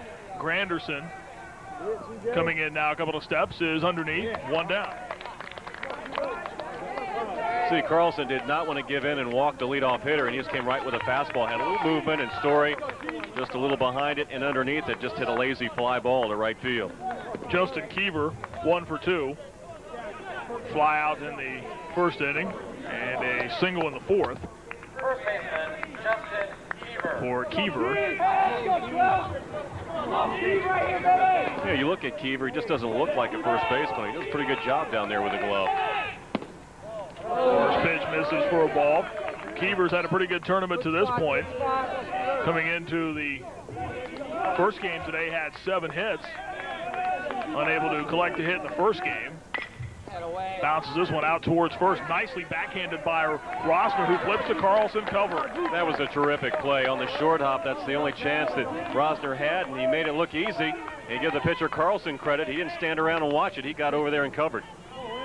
The DH Lance Links now will come to the plate and get a chance to look at a fine defensive play here once again, Chris. Kiever makes good solid contact, but up on top of the ball and hits it into the hole on the short hop. You can see the ball, a little bit of white there on the inside of the glove, but look at Rosner does right there. He leads the pitcher, and that's the key, and Carlson comes in from the line, doesn't go straight on an angle to the bag, and that's why they were able to successfully execute that out. Lance Links has been hit by a pitch and has grounded out, tried to hit that pitch and could not do so. It's 0-1. I think with that swing, I think Lance was trying to get Butler on the board. 0-1 delivery. Called strike. 0-2. Much to the disbelief of Lance Links, who backs away from the box momentarily and now steps back in. See if Carlson goes to that same pitch away, or will he come inside? Let's watch Nelson set up behind the plate. 0-2 pitch. Upstairs and high. 1-2. Right, that's right. You know, I know 0-2 that you want not to throw a pitch around the strike zone, but still you don't want to miss that high. It's like giving up on a pitch. Carlson with the 1-2 delivery. He just missed that one, Marty. And he knows it too. You can tell by the way he walked away from the plate right there that was a pitch he'd like to have back again. And I don't know that Steve Carlson will he won't accommodate. Yeah, I don't think so.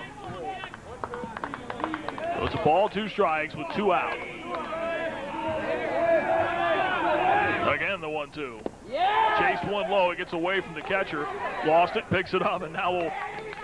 In fact, it was the strikeout was already complete that time, and that the catcher Nelson had held the ball long enough for the strikeout, so that'll do it. There in the 6th inning, Link strikes out. We go to the bottom of the 6th, still 2-0, Illinois Chicago. The American Family Insurance MCC Baseball Championship game continues on Time Warner Sports.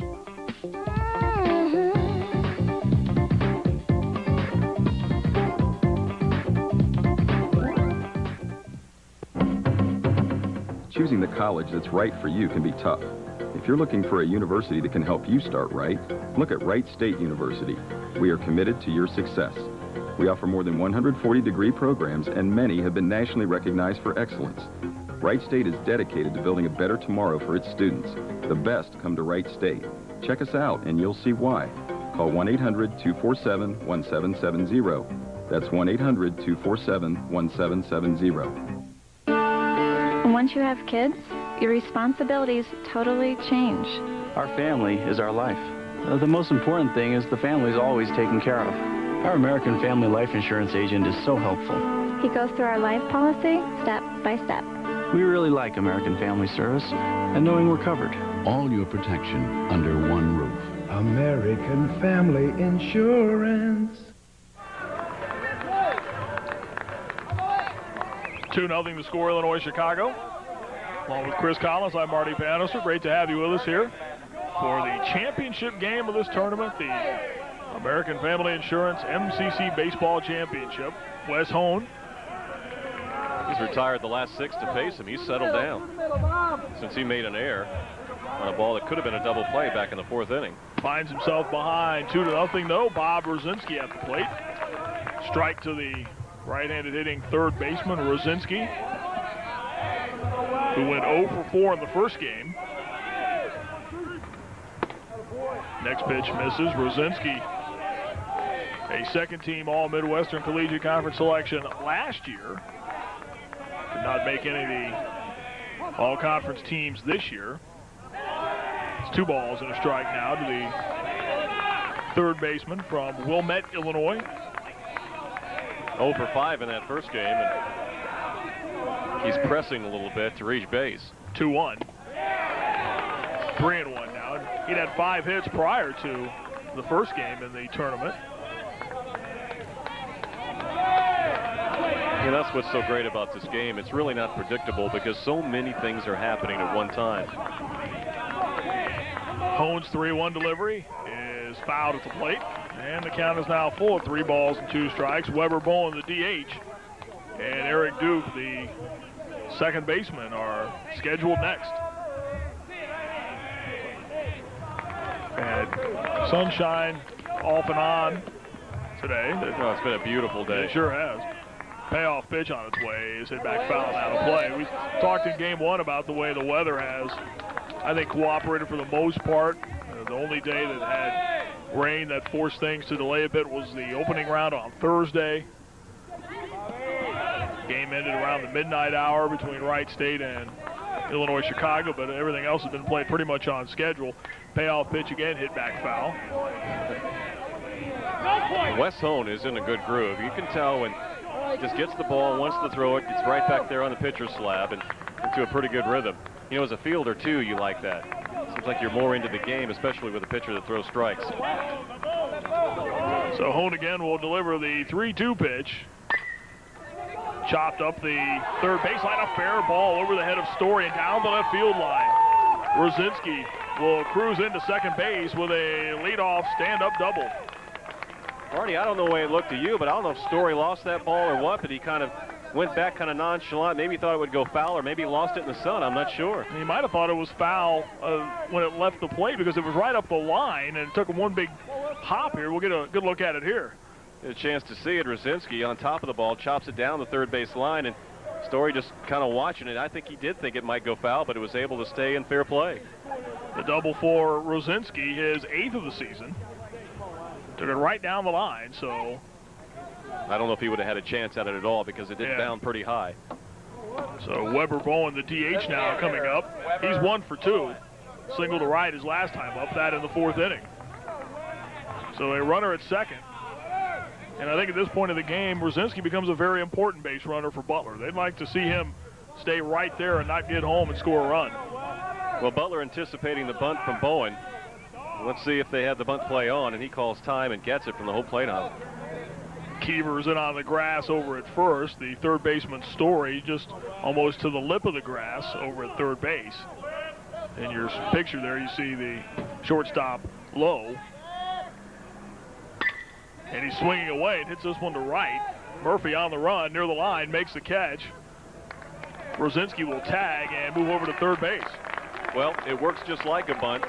Butler was taking it away, and Bowen, give him credit, he tried to go to the right, and he was able to lift the fly ball down the right field line, and too far for Murphy to have an opportunity to throw the base runner out at third. So here's Eric Duke as Weber Bowen gets the job done. See, you can tell a player is trying to go to the right. He keeps those hands in.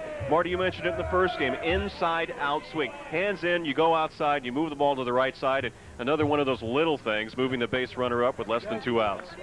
Butler coach Steve Farley coming out to the mound now. They have activity in the bullpen as Walter again is throwing. Farley taking his time. Yep, doing a little housekeeping work out there on the mound. You see the action in the Butler bullpen as Walter continues to work. And again, Farley just trying to buy him as much time as possible now down along the left field line. Neil Walter. At some point, the umpires will make a move towards the mound and ask Coach Farley. In fact, as we say that, he makes his move out the home plate up to see exactly what he wants to do. Looks like he's going to leave him in, Marty. Home plate umpire Tom Kovacic about to go out and ask Steve Farley to hurry up and take his time while he's out on the mound. It's a yogiism. Did you catch that? I did. Give everybody a little opportunity there, maybe to head to the concession stands and get another favorite cold one and head back to the seats. Eric Duke has bounced out and reached on an error. Runner at third with 1 out is Rosinski. He doubled down the line. Then Weber Bowen, his fly ball to right, moved him over to third. Now Hone will step and stride towards third base, but Rosinski not going anywhere. I wouldn't think that he may try to steal home, but they're trying to keep him as close as he can because the infield is playing in. First pitch is a strike. Well, remember earlier in the game, UIC's already executed a successful suicide squeeze, and perhaps Steve Farley trying to guess along with Mike D. Maybe they might have had something on there that time, although Rosinski, he's not the speediest guy on the team. It was Rosner who was able to execute that in the 3rd inning. Granderson scored standing up on that squeeze. Another pivotal point of the ball game. Butler doesn't want to get behind by another tally, not the way the UIC pitchers have handled their hitters. Well, one pitch again, called strike. It's 0-2. Wes Hone battling with Eric Duke. Although Butler has had opportunities, it's kind of a change. Early in that first game, I should say throughout, UIC had opportunities and couldn't cash in. Left, what, 13 runners on base?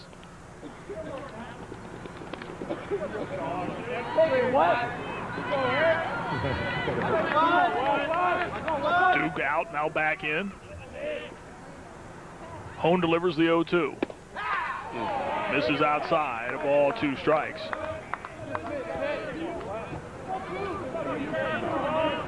See if Hone and Olsta may go back to that same spot.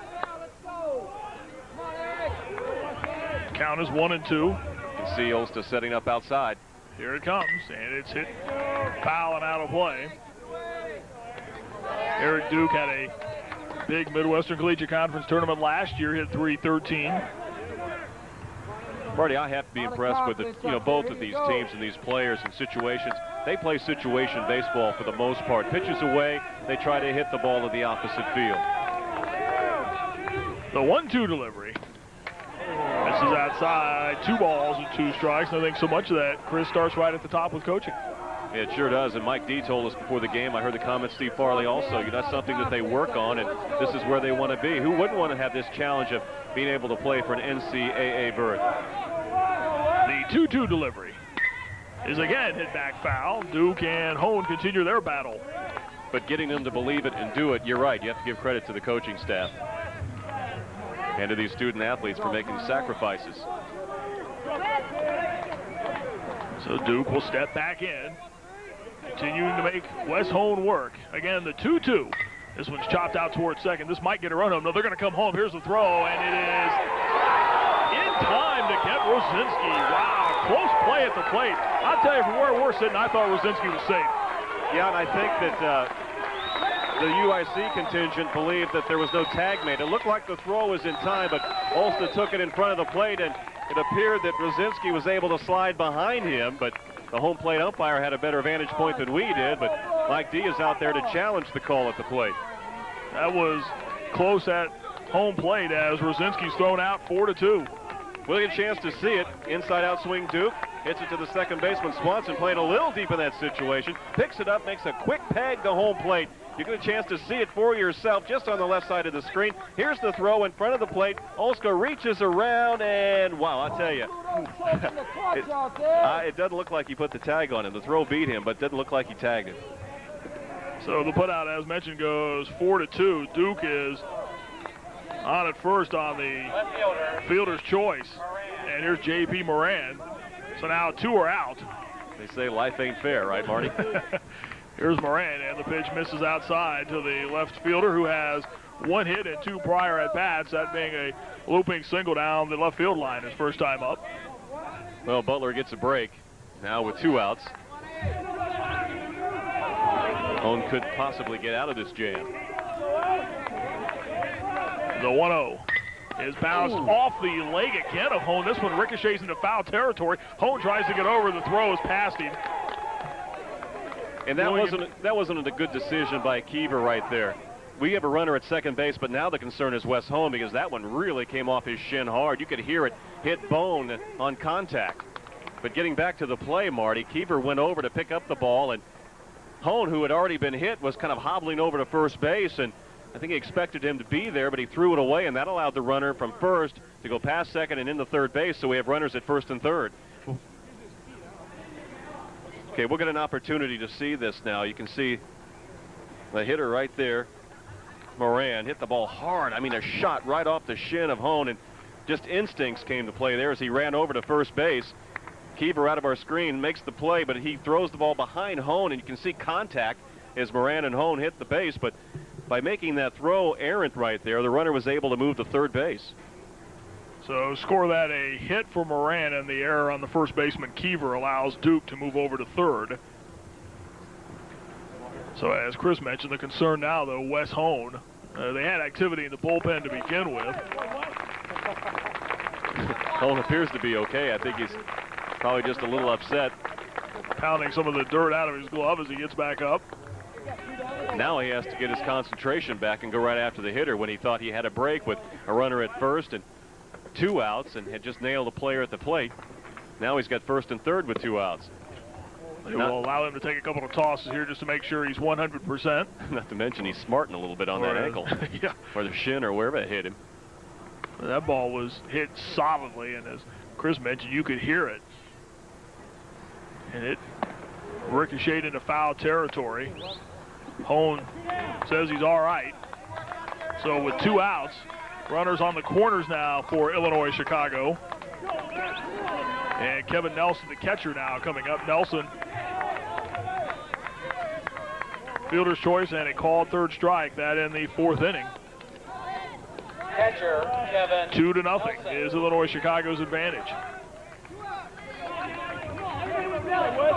For Butler, that's their 3rd error. They had 4 in that first game. And I think that was more or less just a poor decision by Kiever there, because they really didn't have a chance to get the base runner Moran. Hone delivers. The pitch is a called strike. He's a tough one.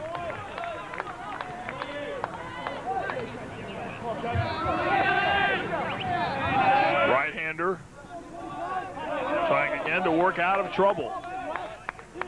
0-1. Swing and a miss. Drop down a little off speed that time. 0-2. You know, I think that ball hit him off his left leg and looks a little stiff landing on it. Even if he gets out of this inning unscathed, just sitting on the dugout for a few minutes, I think it might start to either swell up or just get real stiff. So I don't know if he'll be able to continue, but we'll see. Taking a lot of time between pitches. And you're right, it just doesn't look like he can push off as hard as he was earlier on that pitch. Foul back. 0-2.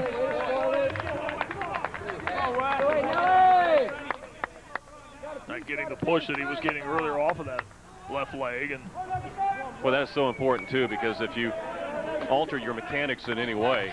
The right leg, I'm sorry, yeah. Right. Right, left, right, left.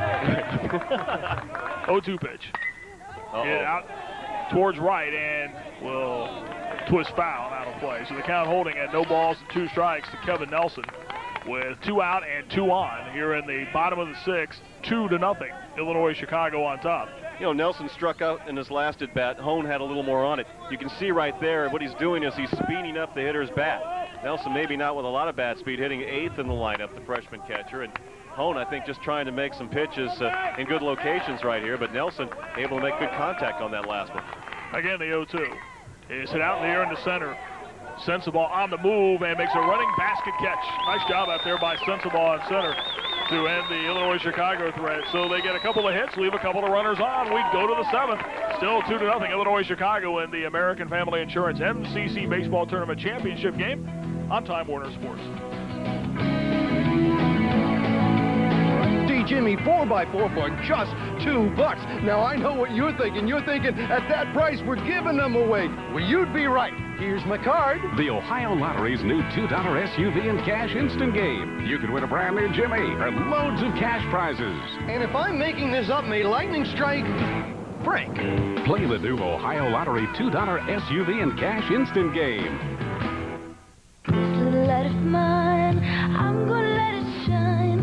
This little light of mine, I'm gonna let it shine. This little light of mine, I'm gonna let it shine, let it shine, let it shine, let it shine. At DP&L, our service comes in many forms, and one of our most important is having a real live person answer your call 24 hours a day, 7 days a week. Let it shine, let it shine, let it shine.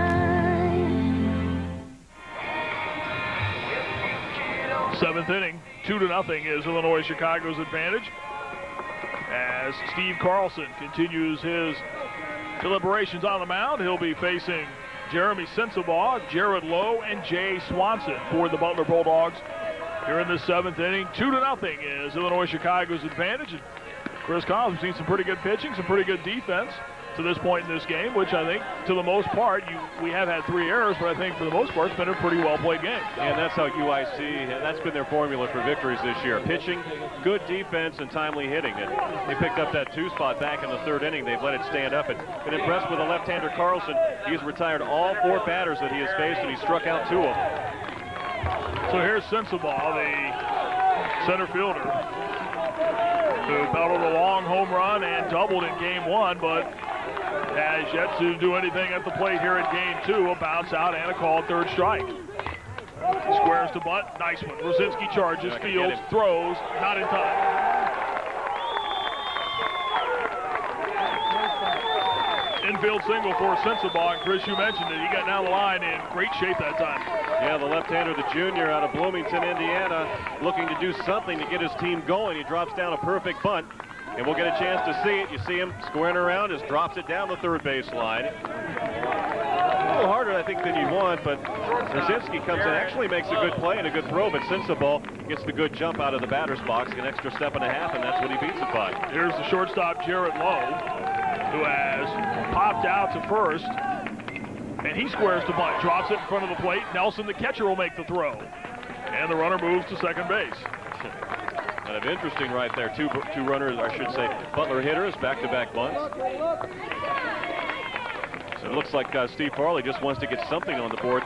something just to kind of take off the monkey off their back and get them going. 2-4 on the putout. If you're scoring with us at home, Jay Swanson, the second baseman, now stepping up. He singled his last time up, hit the ball sharply up the middle for a single. Second baseman, Jay Swanson. So runner at second with one out here in the top of the seventh. Carlson's delivery bounces to the plate. Both bullpens are quiet right now. Carlson does have 9 wild pitches this season in 53 and 2/3 innings work coming into this game. Counts 1-0 to Jay Swanson. Runner at second is Sensabaugh. Here's the pitch. Hit out in the air in the left and will be in play. Moran makes the catch. Sensabaugh started to venture towards third, but scampers back quickly. So now 2 are out, and it will be up to Eddie Olster, the catcher. With 2 outs, Olster has struck out swinging and flied out to right. I think if UIC can get out of this inning, I think they've taken a little air out of the sails of Butler, although I'm not saying they're dead yet because they've got the top of the lineup next inning, but they got the leadoff hitter on here in the 7th inning, and they get out of this one, just 6 outs remaining, trailing 2-0. Carlson's delivery. This is inside. I think it's a good point you bring up because you can just sense after the single by Sensabaugh that the excitement level had certainly jumped up a notch or two on the Butler dugout area. The sacrifice by Lowe got him in scoring position, but now suddenly 2 are out. Game of emotion. Outside 2-0. Eddie Olster, the catcher, hitting out of the 9-hole. The left fielder Jeff Steele waits on deck, and Carlson would like to end it right now as well too to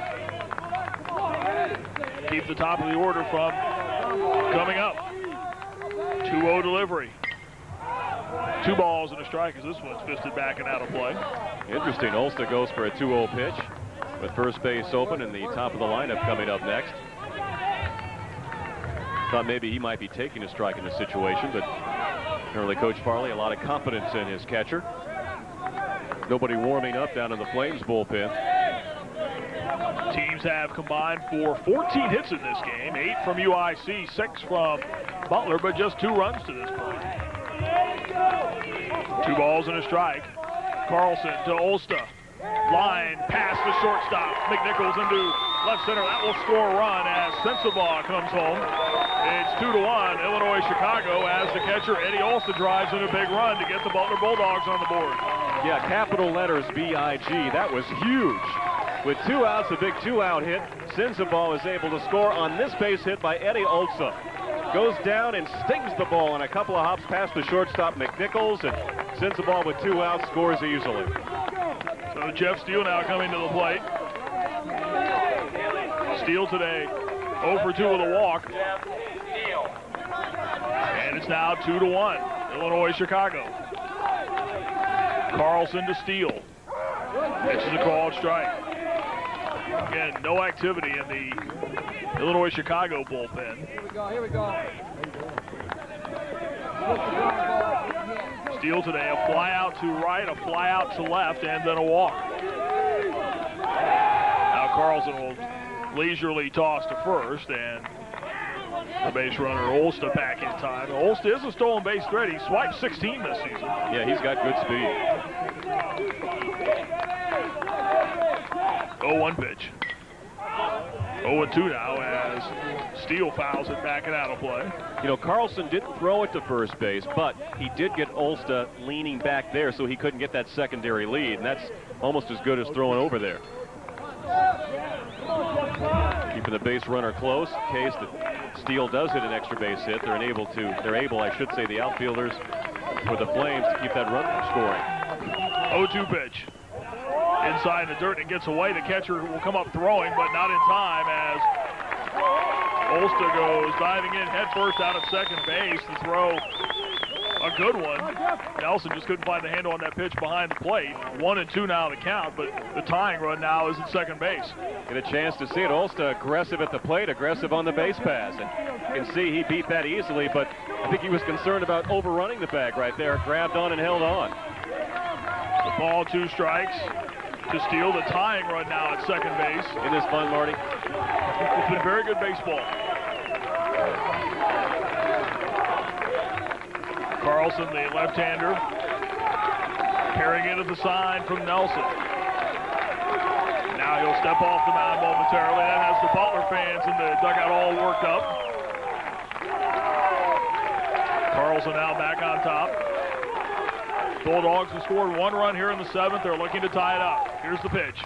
Swing and a miss. Wow, that was Steele huge. helped him out that time. Chased a bad pitch outside. And that will do it in the top of the 7th for Butler. The Bulldogs, though, get a run on a couple of hits. Leave a runner on. We go to the bottom of the 7th of now a 1-run game. Illinois Chicago 2, Butler 1. The American Family Insurance MCC Baseball Championship game continues on Time Warner Sports.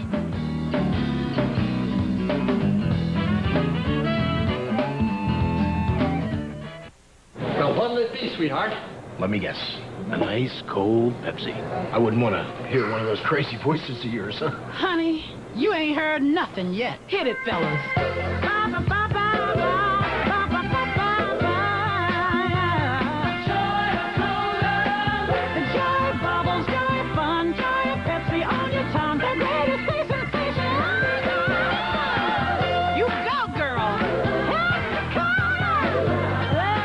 They say if you build a better mousetrap.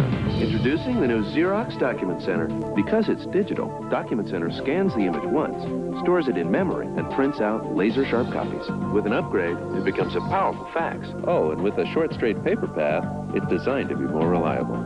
Soon, you'll even be able to print and fax right from your desktop. The Xerox Document Center. It might just be the best mousetrap we've ever made. For your Dayton area Xerox needs, call DocuSource. 2-1 is Illinois Chicago's advantage as we go to the bottom of the 7th inning. The Butler Bulldogs have made a pitching change. Wes Hone, their starter, works 6 innings. And now Chris Collins, we're going to look at Neil Walther. Neil Walther making his 17th appearance of the season. The right-hander has won 1, has not lost a game. He saved 3 for the Bulldogs in 25 1/3 innings. Allowed 24 hits, 16 runs, 15 earned. He's walked 8, struck out 31. He's balked once, and his opponent's hitting, his ERA, I should say, is about 5.33, and the opponent's batting average not real high off this right-hander, but to me, get a good chance to look at him. Comes back 3/4 and has pretty good arm speed as he twists that fastball off. So Wes Hone ends up going 6 innings and allowing 8 hits, a couple of runs. And Neil Walther will face Joe Schicker, the 9-hole hitter for the Illinois Chicago Flames, and it's back to the top for Curtis Granderson and Sean McNichols. 2-1 is the score. Walther, should say 6'2", 175-pound junior. Leading out for UIC. And he comes out with his team trailing by a run. Center fielder Joe Schicker. Schicker today has singled and taken a call, 3rd strike.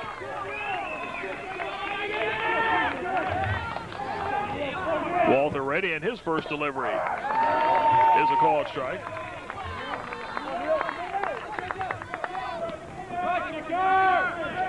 Schicker started out his collegiate days at Morton College in Cicero, Illinois. The junior college level. 0-1 delivery is forthcoming. Outside, it's a ball and a strike. And once hit 2 home runs in an inning.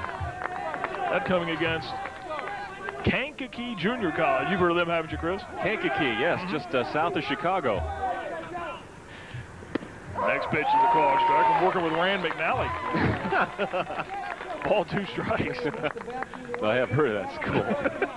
I spend a lot of time reading sometimes. Take a look at the Open maps. up a map book, yeah.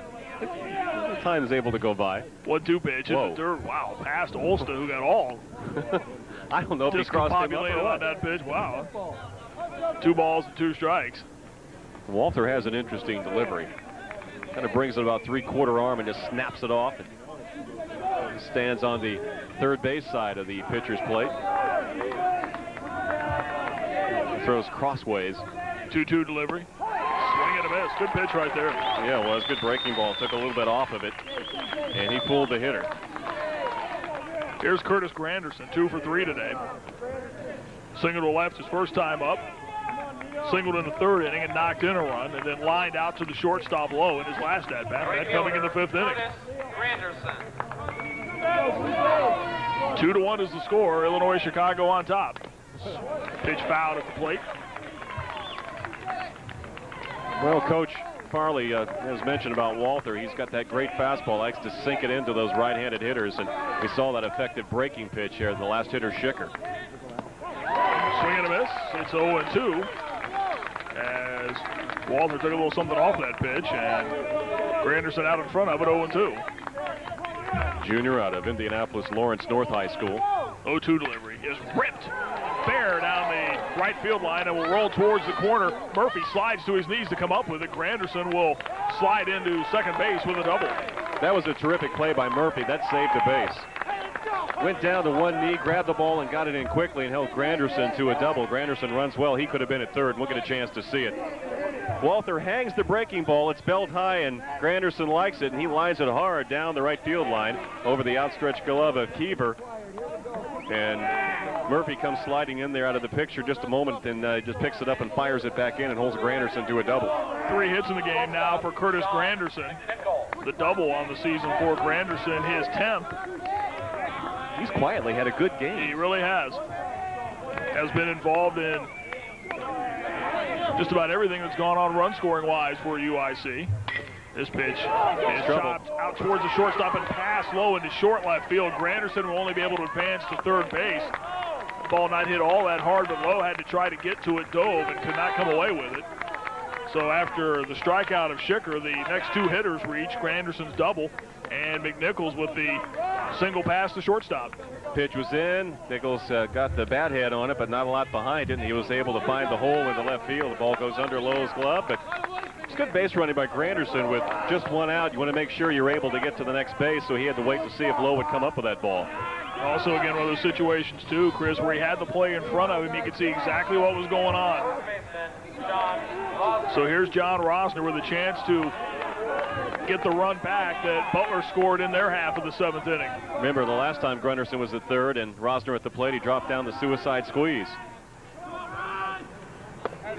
Butler no doubt remembers that as Story was creeping in on the grass at third base. First pitch misses outside for a ball to Rosner. You know, a couple of times Ulsta here with Walther on the mound doesn't look like a catcher. He's more like a goaltender in hockey. He doesn't know where the ball's going. He played hockey in high school. 2-1, or the 1-0 pitch, the swing and a miss. It's 1-1. Great sink on that pitch from Walther. Looks like to be effective, he just needs to keep the confidence and keep the ball down in the strike zone. Made that one mistake to Granderson. Ball to strike.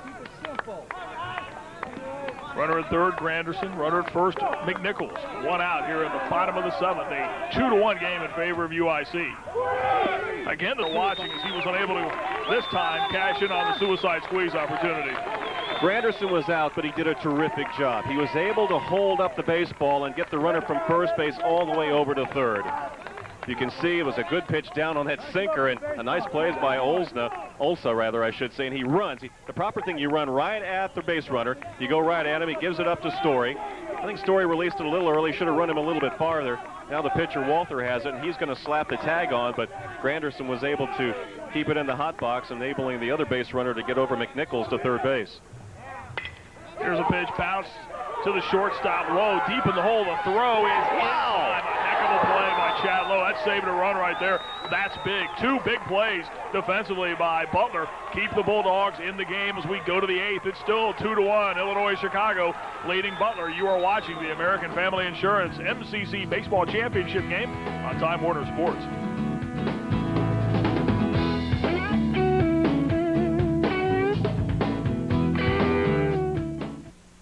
Now, what'll it be, sweetheart? Let me guess. A nice, cold Pepsi. I wouldn't want to hear one of those crazy voices of yours, huh? Honey, You ain't heard nothing yet. Hit it, fellas.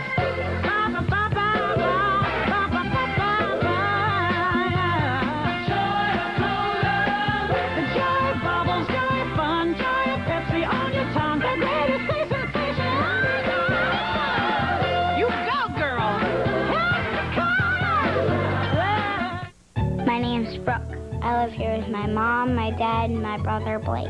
A recent storm severely damaged many homes in the neighborhood, including the DeYoungs. They called their American Family agent. This is my bedroom. It's my favorite place. American Family worked quickly to put their home back the way it was. I just love my house. All your protection under one roof. American Family Insurance. An equal housing insurer.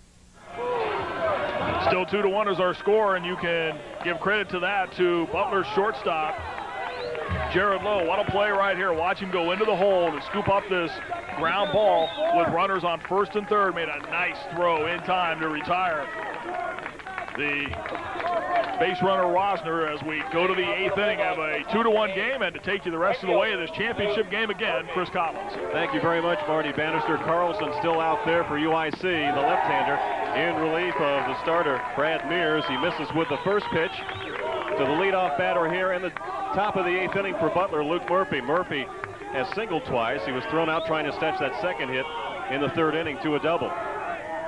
Goes to the left side and has a leadoff base hit. So Butler, trailing by a run, gets their leadoff hitter on, and Eric Story will come to the plate. And right away, activity starts in the Illinois-Chicago bullpen. As soon as that ball was laced into left field, they started heading down that way. We'll tell you who's throwing down there for the Flames in a moment, but much like the last inning where the momentum seemed to shift because of a great defensive play. You notice that again now for the Butler Bulldogs, Chris. Yeah, Jared Lowe just made a huge play. A huge play, and Eric Story, let's see if he's going to bunt in this situation. And he will. He squares around, lays down a dandy, but it might be too hard. Carlson makes a fine play, and they get the lead runner, Murphy. And again, much like the last inning, they have a runner erased right after the momentum immediately started to shift their way. And again, a great defensive play by the Illinois-Chicago. Watch pitcher Steve Carlson come off the mound here, field this bunt. The problem with that bunt was it was too hard that time, and Carlson had plenty of time to make the throw to second and made a perfect throw to second base, too. That'll send up Justin Kiever to the plate. Kiever has bounced out to first, also hit into a fielder's choice, and popped out to shortstop McNichols in the first inning, into the first inning, a fine diving catch. Kiever takes the first pitch, in for a strike.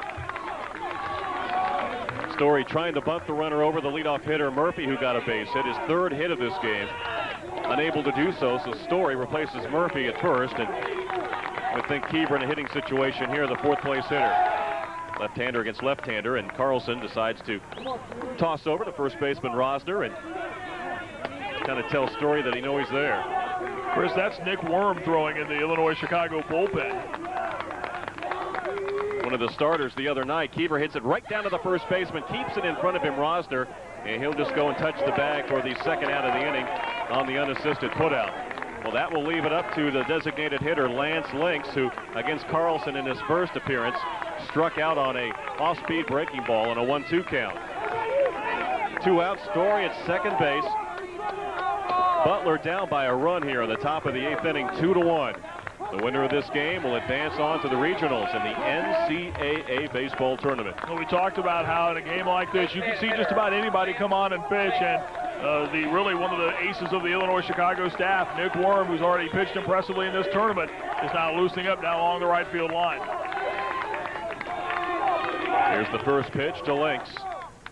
Off-speed pitch again, he starts him out with, and Lynx, a little anxious, takes a half swing, and it's strike 1. I think you hit around and hit a little anxious that time, knowing the situation, the tying run out of second base, trying to get it back on one swing right there. And there's ever a situation for patience. This is it right now if you're Lance Lynx.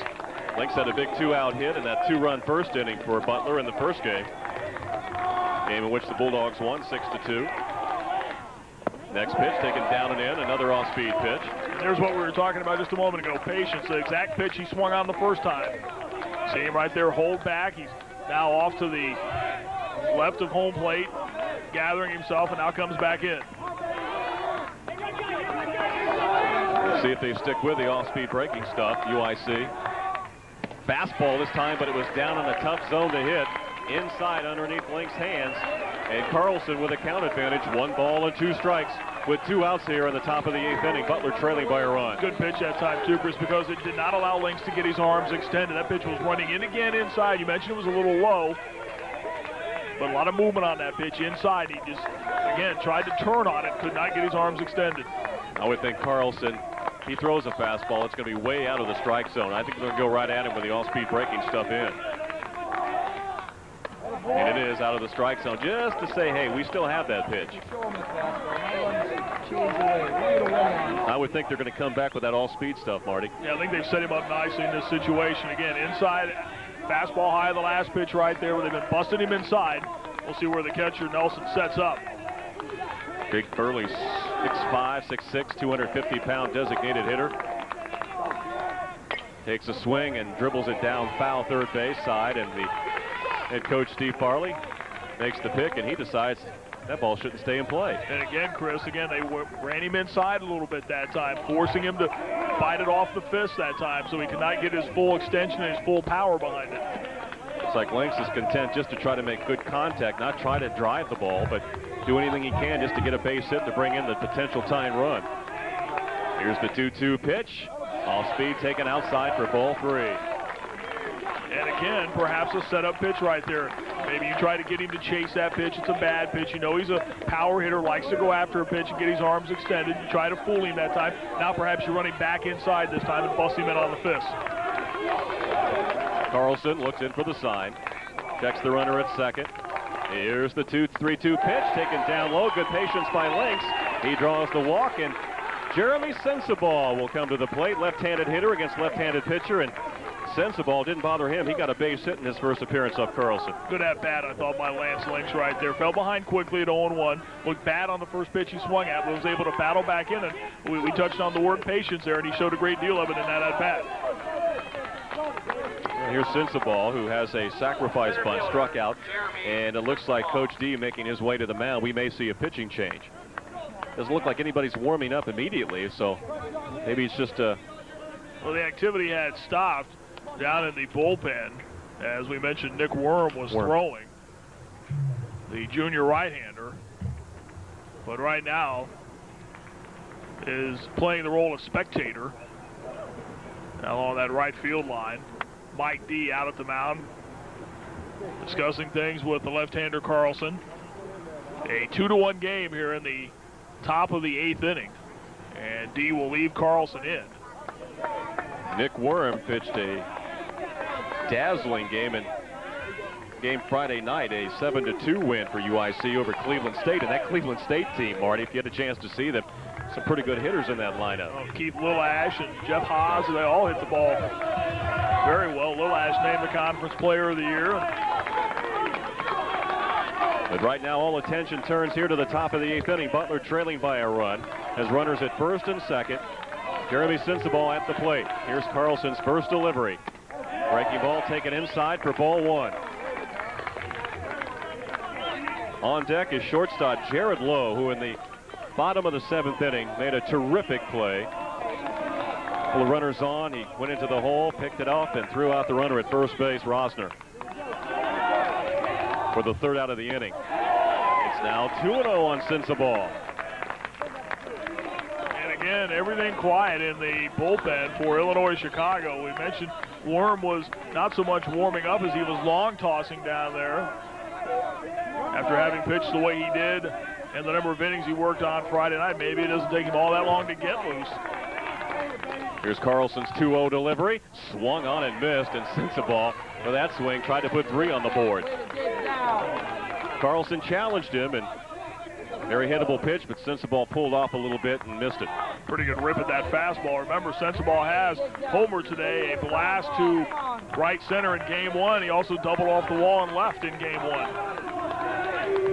2-1 delivery from Carlson to Sensabaugh, taken on the outside corner for strike 2. And again, a nice job of framing right there by Kevin Nelson, the catcher.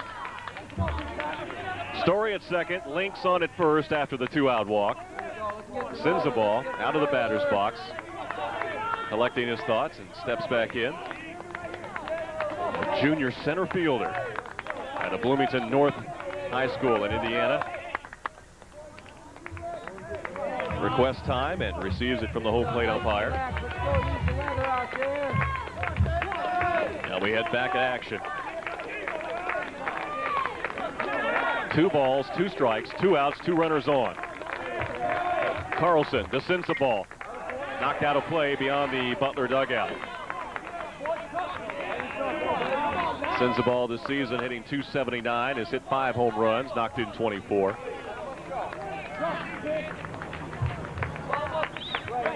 Bulldogs trying to tie this game up.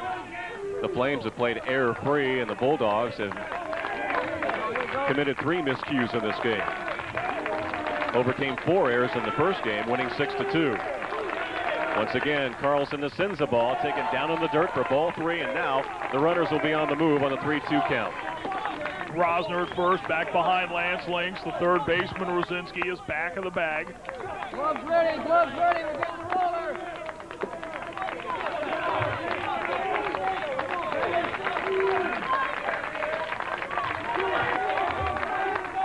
Carlson to Sensabaugh. He drills it deep into left field. Looking up, and it is gone! 3-run home run for Jeremy Sensabaugh, and the Butler Bulldogs have pulled ahead 4-2.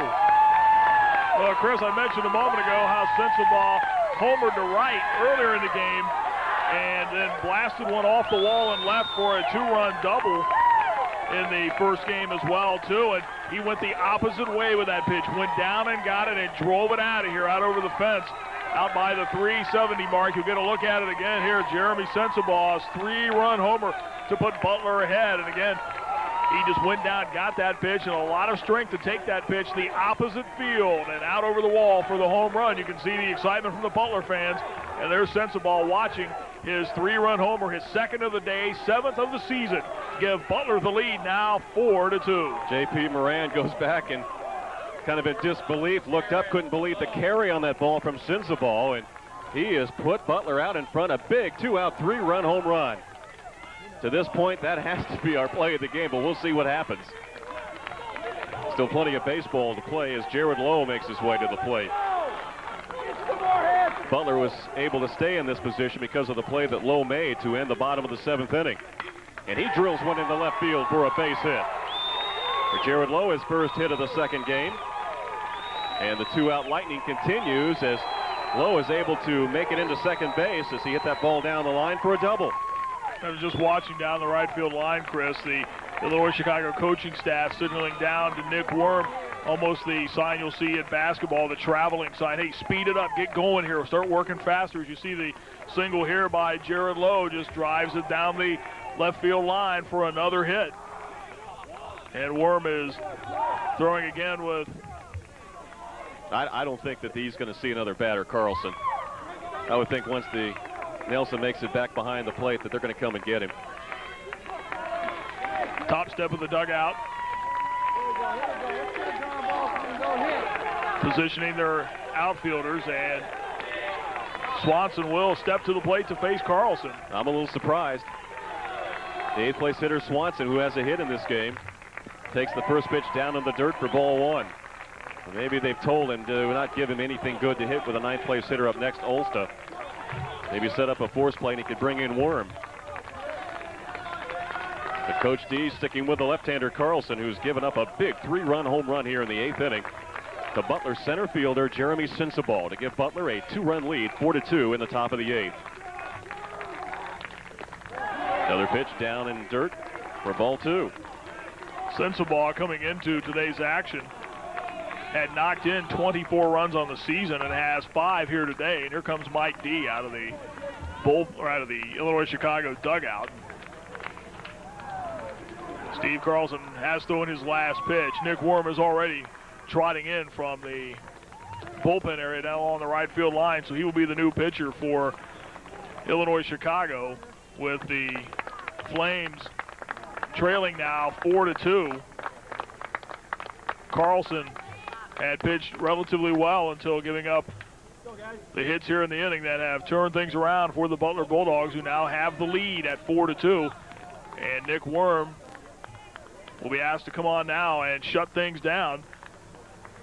His club still has a couple of at-bats left. Worm coming onto the mound, an 8-6, 1-loss mark. 4.65 is his earned run average, 16th appearance of the season. 13 prior starting roles. He has 6 complete games. In 98 2/3 innings, he's allowed 116 hits, 59 runs, 51 earned. He has walked 36, struck out on the season 55. Opponents hitting 297 off of Nick Worm, and the goal right now for Worm is to stop the bleeding right now, to keep his club in the game and not let this lead get any more than 4-2. Marty, we look back at the last inning. Jared Lowe made that great defensive play, but before that on the squeeze play when Rosner was unable to drop the bunt down, and the Bulldogs were able to get the runner out in a rundown situation right there when UIC could have scored a run to increase a little insurance in that situation, and earlier in the game a couple of other opportunities. And Butler's been very fortunate when UIC had a player thrown out at the plate where it appeared on replay that he'd scored. Right, Bob Brzezinski was thrown out at the plate. Also, they had a suicide squeeze fail in another situation earlier in the game. Granderson was thrown out after John Rosner punted through a pitch, so Granderson gets eliminated in that situation. That's 2 runs right there. We may be looking at a tie game right now. Got to give the Butler pitching some credit, too, and their defense. Although they've committed 3 errors, they have come up with some big plays. Swanson and Jared Lowe, and for the most part, they talk about when you build a successful team, you have to play well defensively up the middle, and the Bulldogs as well as the Flames have shown that in this game. We've had a great championship series. Back to action we go, and Worm will face his first hitter, already behind in the count. 2 balls and no strikes on the 8th-place hitter, Jay Swanson, our Pepsi player of the game in the opener. Takes the first delivery from Worm outside for ball 3.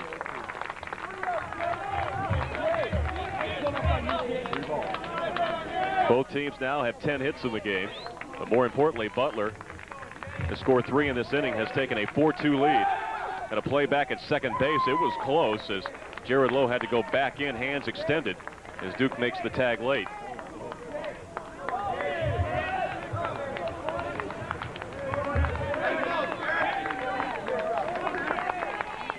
Worm in the stretch position, checks the runner low. Here's the 3-0 delivery.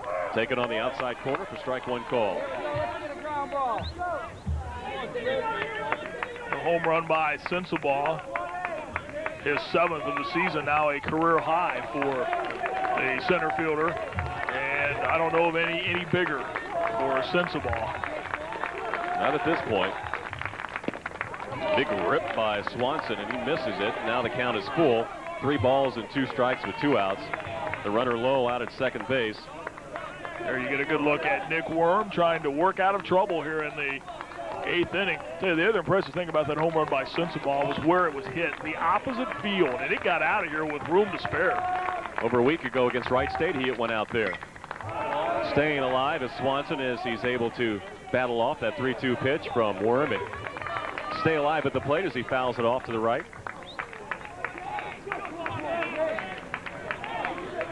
Sensabaugh stealing low in that game we broadcast here on Time Warner about a week and a half ago. Hit home runs in the first inning for Butler. 7 runs in that first inning and a 13-0 victory. Here's a little squirm down the first base. Rosner picks it up, gets Worm covering, and that ends the top of the 8th inning. But for Butler, a very profitable inning. The Sensabaugh 3-run home run with 2 outs gives the Bulldogs their first lead of the game. We move to the bottom of the 8th inning with the score: Butler 4, UIC 2. You're watching the American Family Insurance MCC Championship game on Time Warner.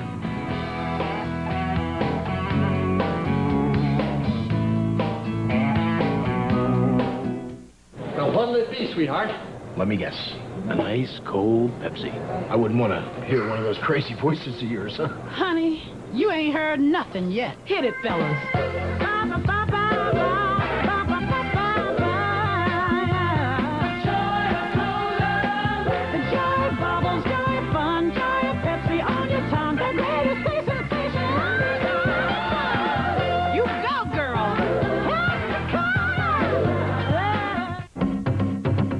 Choosing the college that's right for you can be tough. If you're looking for a university that can help you start right, look at Wright State University. We are committed to your success. We offer more than 140 degree programs, and many have been nationally recognized for excellence. Wright State is dedicated to building a better tomorrow for its students.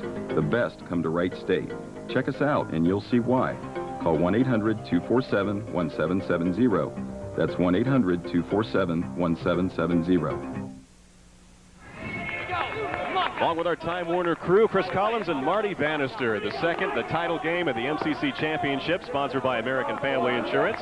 You can see Butler there with a 4-2 lead, trailing throughout most of the game, has scored 4 runs in the last 2 innings, capped off by that 3-run home run with 2 outs in the 8th inning by Jeremy Sensabaugh. And the 7th home run of the season, a career high for Sensabaugh. And as we mentioned a short time ago, an opposite field shot for the left-handed hitting Sensabaugh, who hit it over the fence in left field, out past the 377 mark, and a pretty good poke to get it out of here to the opposite field. And he got every bit of that one, and it left with room to spare.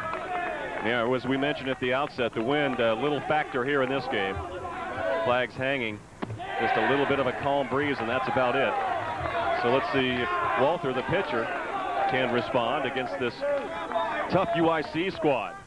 Bob Rosinski, the number 4 hitter, takes the first pitch for a ball. Next pitch is down and away for ball 2. Walther at times has had some control problems.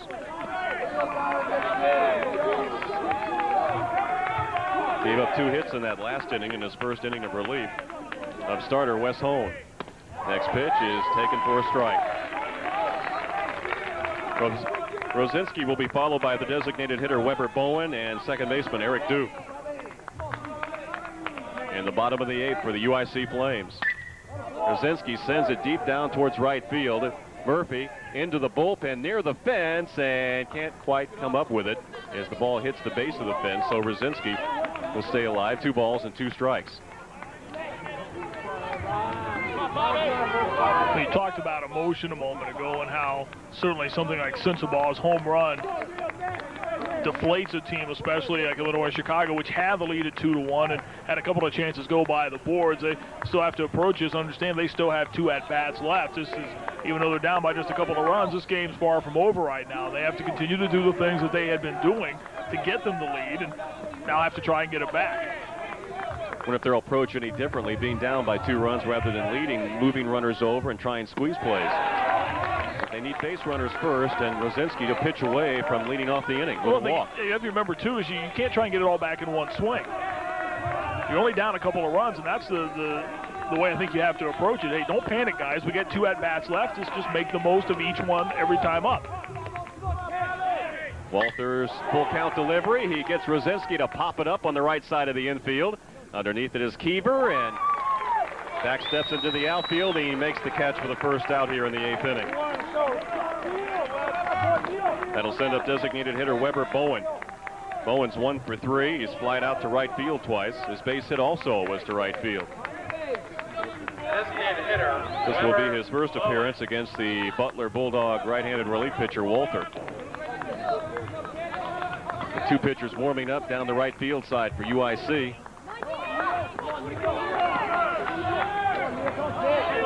Here's Walther's first delivery to Bowen, taken down and away for a ball.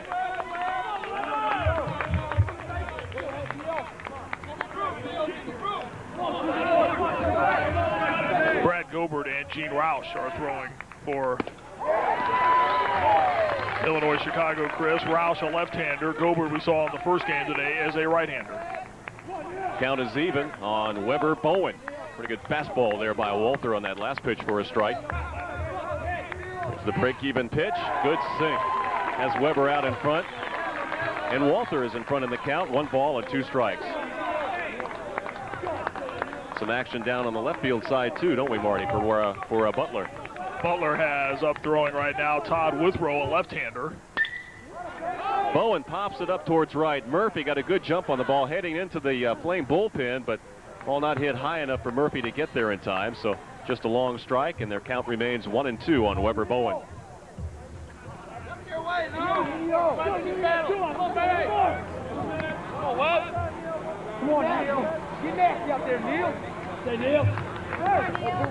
Bright sunshine as we head into the evening hours here at Wright State University's Nischwitz Stadium. The Butler Bulldogs in this double elimination tournament came into this game with one loss, and the UIC Flames had not yet lost a game until the opener here this afternoon, where Butler came away with a 6-2 win and forced this title game. They now have the lead on the opposite field home run by Jeremy Sensabaugh in the top of this inning. Walter's delivery taken just off the corner for ball 2.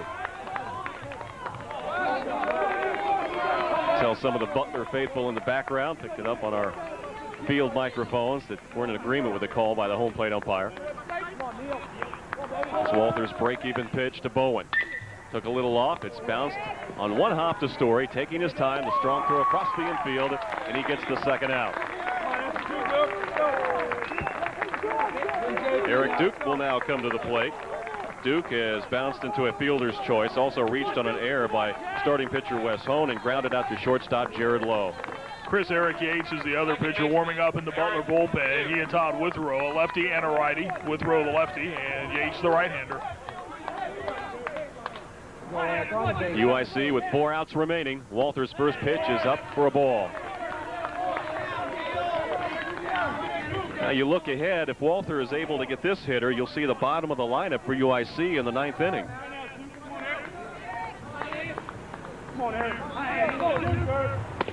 Walter's fastball is taken for a strike. Walter came on in relief of Wes Hone, who worked 6 innings and allowed 8 hits. Hone in the 7th gave up a couple of hits, but was helped out again by some pretty good defense. 6'2" right-hander, a junior. Lays the next pitch in there. Breaking ball, took a little off. It dropped in for strike 2 call.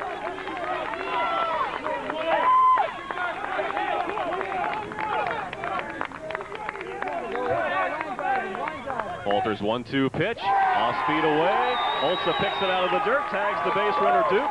And we have completed 8 innings of play in the American Family Insurance MCC title game. We move to the 9th. Butler comes to the plate holding on to a 4-2 lead. You're watching Time Warner Cable.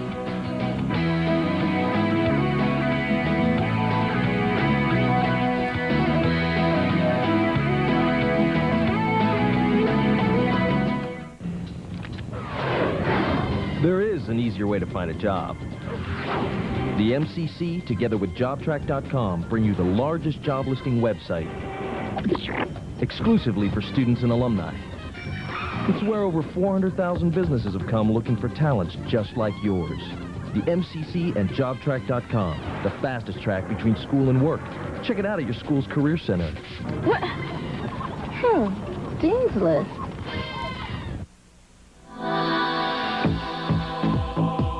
We've made it easier to separate yourself from the crowd with a new Dodge Durango, boasting best-in-class power and room. Right now, you can lease this extremely popular Durango SLT 4x4 for only $349 a month. In a perfect world, everything would be different. Until then, see the friendly Dodge dealer near you during our Think Spring event. Move to the final frame, possibly, unless we go to extra innings. Butler leading 4-2. Chris Collins along with Marty Bannister and our entire Time Warner crew, and done a great job this afternoon. We didn't realize we play a doubleheader here this afternoon, but everyone hanging in there, thank goodness for a sense of humor, right, Marty? Yeah, there you go. Well, it's been 2 pretty ball games. Really. Yes, they have. They've been very enjoyable. Eddie Olsta, the 9th place hitter, will lead it off, and he'll take the first pitch from Nick Worm, a strike. Worm entered the game in the last inning in relief of the second, should say the first relief pitcher, Steve Carlson, who gave up that 3-run opposite field home run to Jeremy Sensabaugh, which right now is the difference in the game. Olsta takes strike 2. Afterwards, Chris and I will select the Pepsi player of the game, and certainly right now, Jeremy Sensabaugh is the prime candidate for that choice. He made it easy on us to this point. That's right. Unless UIC comes back, and they do have an opportunity in the bottom of the 9th inning. 1-2 on the Butler catcher, leading off the top of the 9th for the Bulldogs. Hits one high towards center field. Camping and making the play is Schicker, and he puts it away for the first out.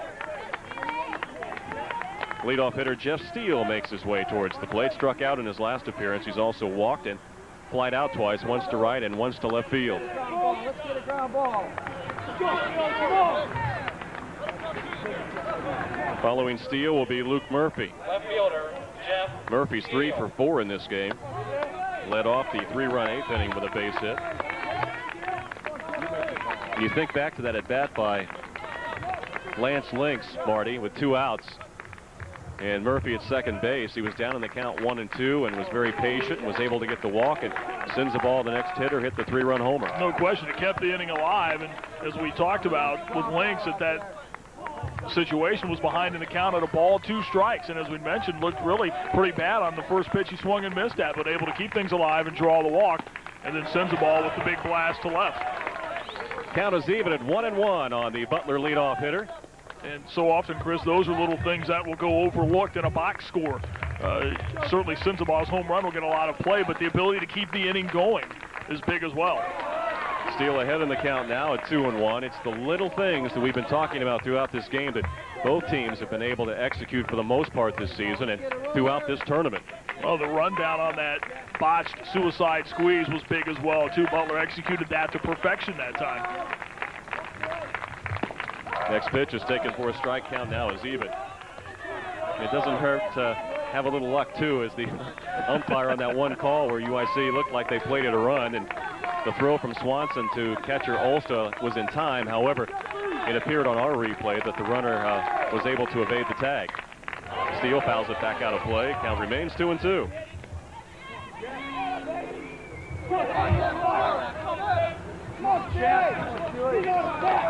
Reminder, we will have the Pepsi player of the game. Also, time permitting, we'll be able to get in the all-tournament team also. Pass that along to you. Steele bounces it up the middle. Cut off by McNichols. Nice play. Throws to first and gets him by a step. Maybe a half a step. That was close. The Steele was hustling down the line. A good play by the UIC shortstop, McNichols. McNichols cutting in front of the second baseman, Duke, who we've seen a couple of times today range into the hole to make nice plays. But McNichols, as you'll see coming up here on this high bouncing ball by Jeff Steele, McNichols and the second baseman, Duke, coming together, and watch right there, just step right in front of the second baseman, throw just in the nick of time to take care of the base runner, Jeff Steele, and quickly 2 are out for the Butler Bulldogs. Had a lot of close calls down there for Dave Onisco. We'll send Luke Murphy to the plate looking for his 4th hit of the game. Murphy takes the first pitch down for a ball. The 2 first basemen, Kiever and Rosner, both have that quick pull of the foot off the bag down to a science. Murphy takes a look at the next pitch, and it's a strike. 2 outs, Murphy at the plate. Butler leading 4-2 here in the top of the 9th inning. Reminder, the winner of this game, the tournament champion, will get an automatic bid to the NCAA Regionals.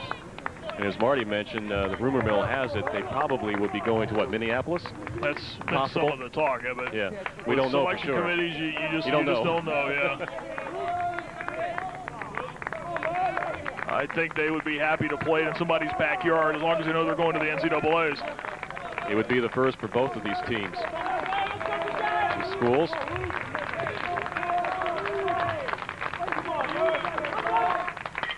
Murphy tries that left side again, and he's got his 4th hit of the game. Luke Murphy's had quite a tournament. 4 hits in this game. The first 2 times up, Chris, he goes to right field. The last 2 hits, he's taking them both to left in the 8th inning, and this one here in the 9th inning. Past the outstretched shortstop McNichols, diving to try and come away with that ground ball. Twice to right, and his last 2 times up, twice to left. Base hits for Luke Murphy now with 4 hits in this second game today. That brings Eric Story to the plate with 2 outs.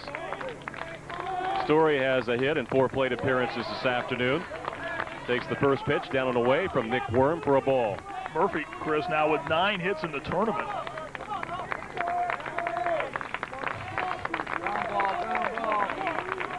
Had a couple last night against Wright State.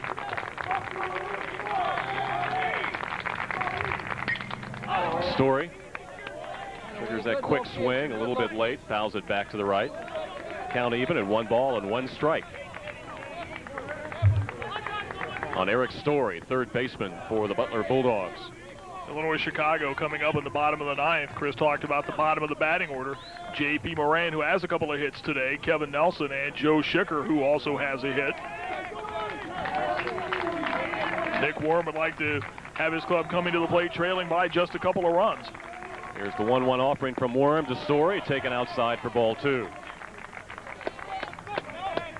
Good location. Luke Murphy at first base after collecting his 4th hit of the afternoon. In this game, we should say. First game, he was 0 for 3. Here's the 2-1 delivery to Story. Swung on and missed. Good fastball from Worm. Good location out away from Story.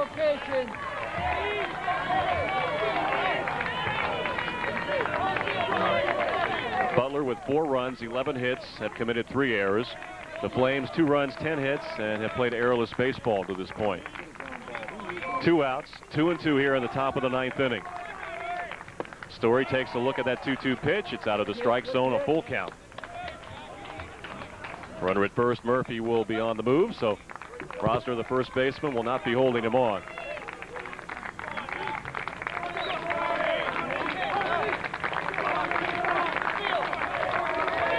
The 3-2 pitch. Story swung on and missed. Good breaking ball by Worm, and he's able to get out of it with the strikeout. So we move to the bottom of the 9th inning. The last opportunity for the Flames, trailing the Butler Bulldogs 4-2. You're watching the American Family Insurance MCC Championship game on Time Warner Cable.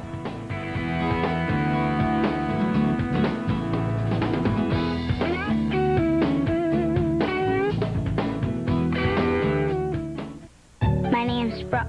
I live here with my mom, my dad, and my brother Blake. A recent storm severely damaged many homes in the neighborhood, including the DeYoungs. They called their American Family agent. This is my bedroom. It's my favorite place. American Family worked quickly to put their home back the way it was. I just love my house. All your protection under one roof. American Family Insurance. An equal housing insurer.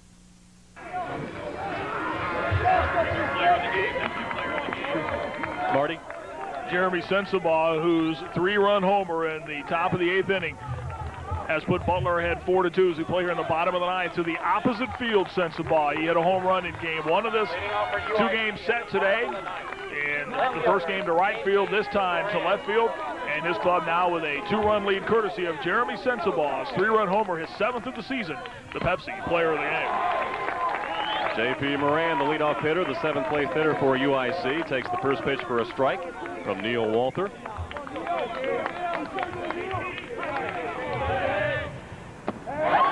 Next pitch is swung on and missed. No balls and 2 strikes. In this situation for UIC, you have to do just about anything to get on base, and that includes being patient. That pitch inside, and Moran helping out Walther. 0-2 pitch from Walther. All-speed breaking ball is tapped foul back to the UIC dugout. After Moran will be the catcher, Kevin Nelson. He'll be followed by the 9th-place hitter and center fielder, Joe Schicker. Looks like we might have a pinch hitter on deck, Marty. Looks like Chuck Peters with a bat in his hand. Next pitch is taken for a ball. It's now 1-2. It is Peters, Chris, on the on-deck circle. Loosening up for Illinois Chicago. Peters hitting .235. Pitch to Moran is bounced again, foul towards the UIC dugout. Nearly got a piece of our camera operator over there. Is that Shelley down there? Yeah, she's hiding behind the UIC player, so I think she's okay.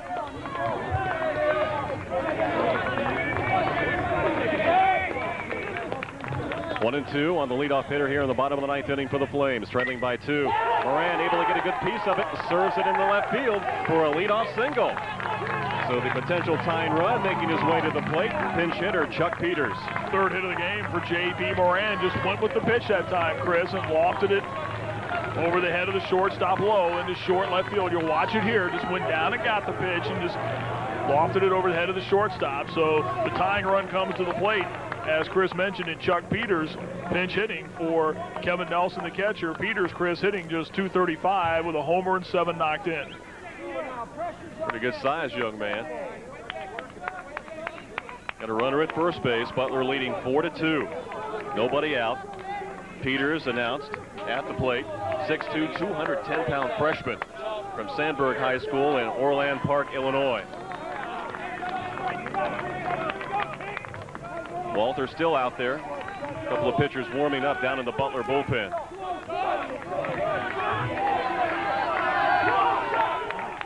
Double play depth, the middle infield, the shortstop low, the second baseman Swanson. Peters takes the first pitch for a strike. So Walter, like he did against the leadoff hitter Miranda, able to get in front of the count.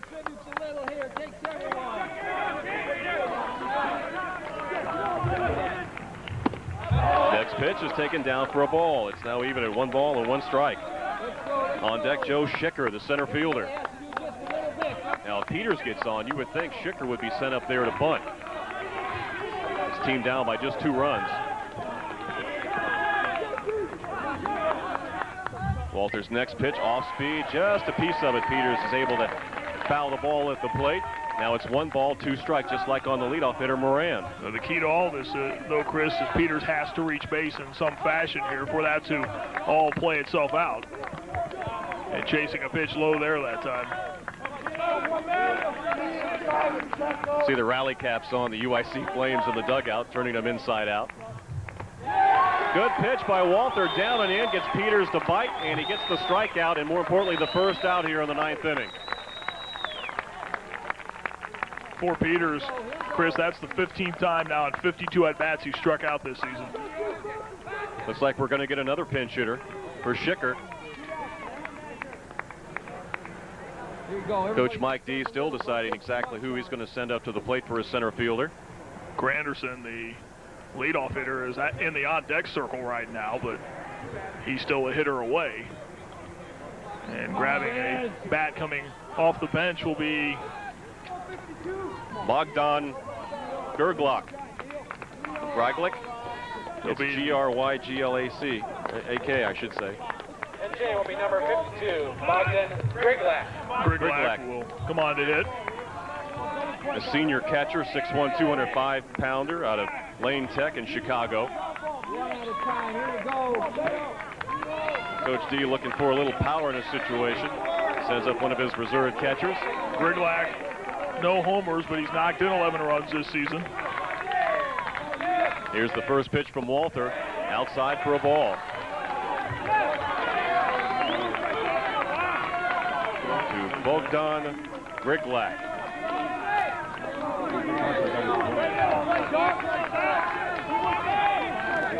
Walter checks the runner at first, not being held on by Keever. The next delivery, I think Walter thought he had it, but it was too low for a ball. 2 balls, no strikes on the UIC pinch hitter.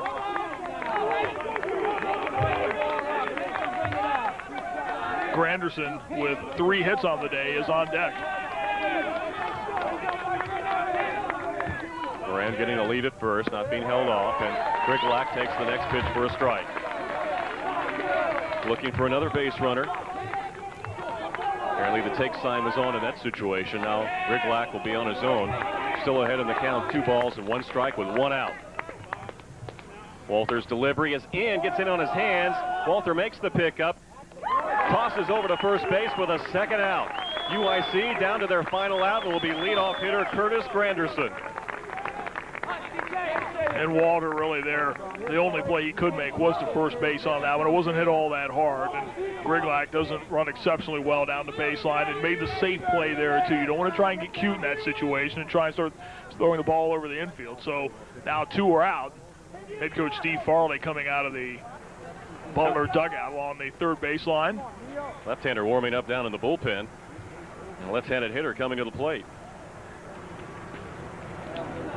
Todd Withrow, 5'11", 160-pound freshman from Normal, Illinois, University High School.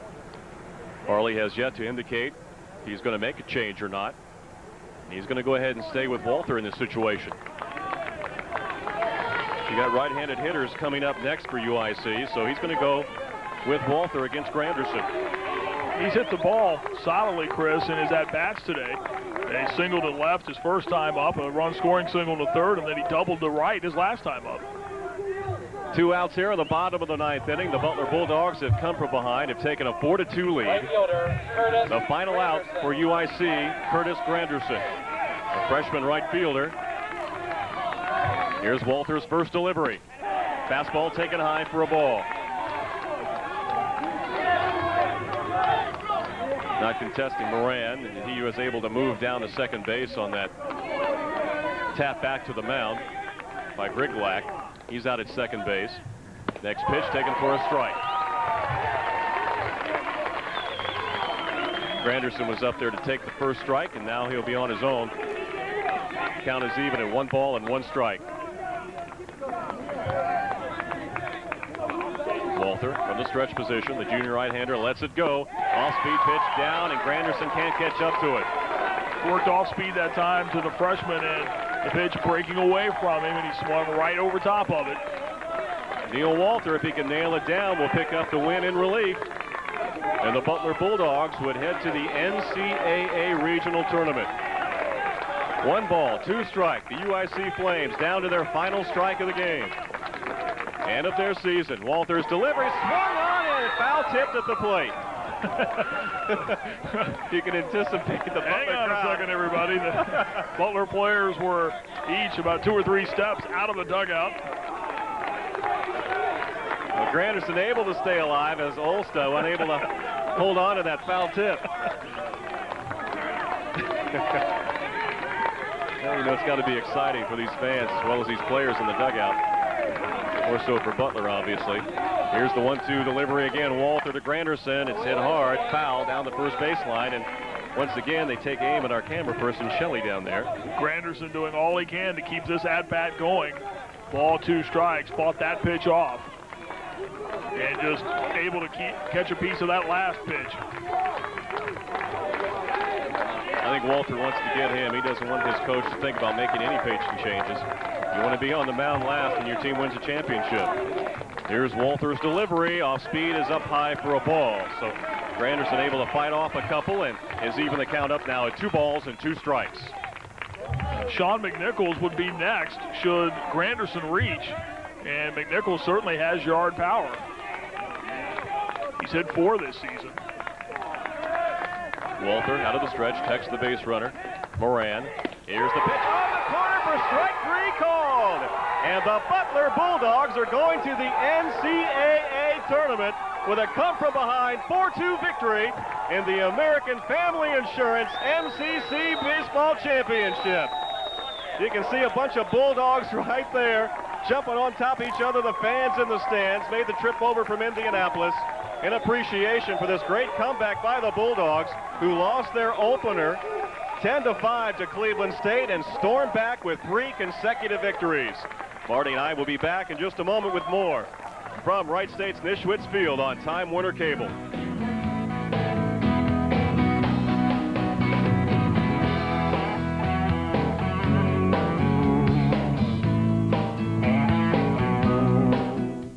Now, what'll it be, sweetheart? Let me guess. A nice cold Pepsi. I wouldn't want to hear one of those crazy voices of yours, huh? Honey, you ain't heard nothing yet. Hit it, fellas.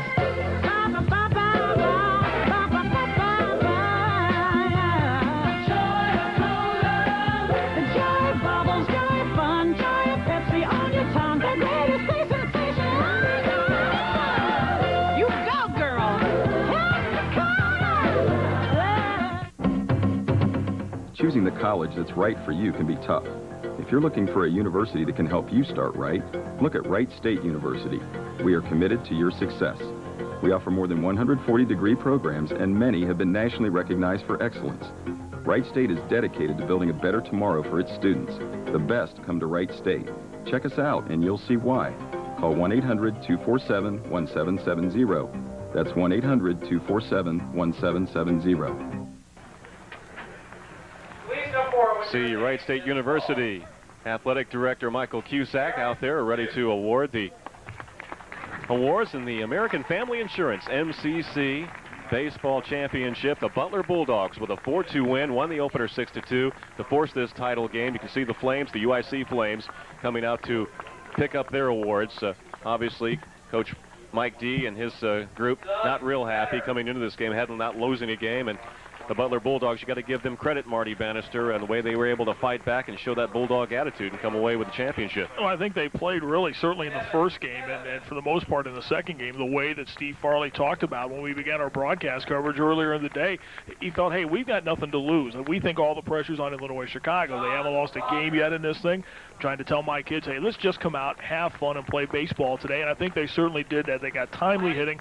They got very good pitching. Even though they committed 7 errors in the 2 games, they did come up with some solid defensive plays at times today, and also had some things go their way. The botched suicide squeeze by Illinois Chicago in this second game. The play at the plate where Rosinski, it could have gone either way, really. The play, safer out.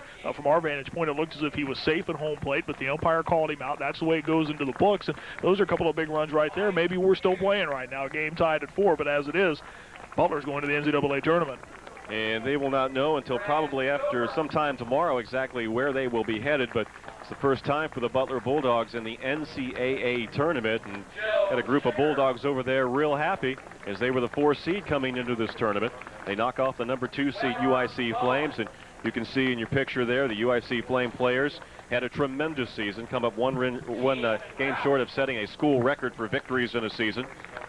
And just in 2 years, Mike D has taken this program to a level where I think he's getting it close to where he wants it to be. But you talk about the short amount of time that he has been able to do it.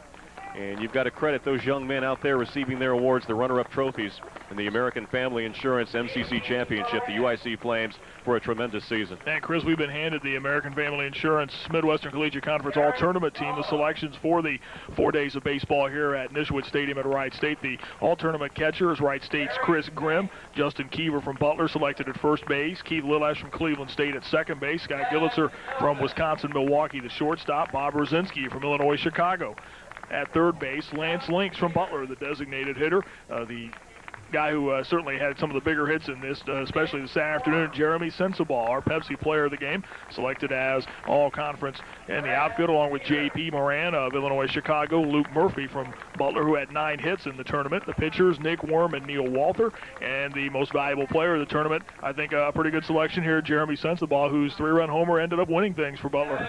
And he also hit a 2-run home run in the opening 6-2 win over UIC. Jeremy Sensabaugh having a day on this May the 21st, the year 2000, one he'll remember in a lifetime, as he hits 2 big home runs for the Butler Bulldogs, and they were able to pick up the automatic bid to the NCAA Baseball Regionals beginning here in another week or so, and be interesting to see where these Bulldogs go. And they really clawed back in this one, that 6-2 win in the first game, 4-2 this afternoon, as you can see the UIC Flames continuing to pick up their awards as the runner-up in this year's American Family Insurance MCC Championship game.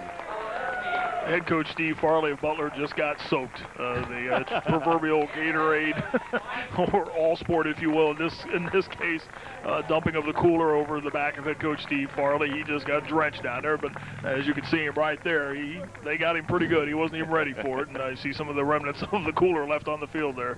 I'm sure he doesn't mind coming away with this victory.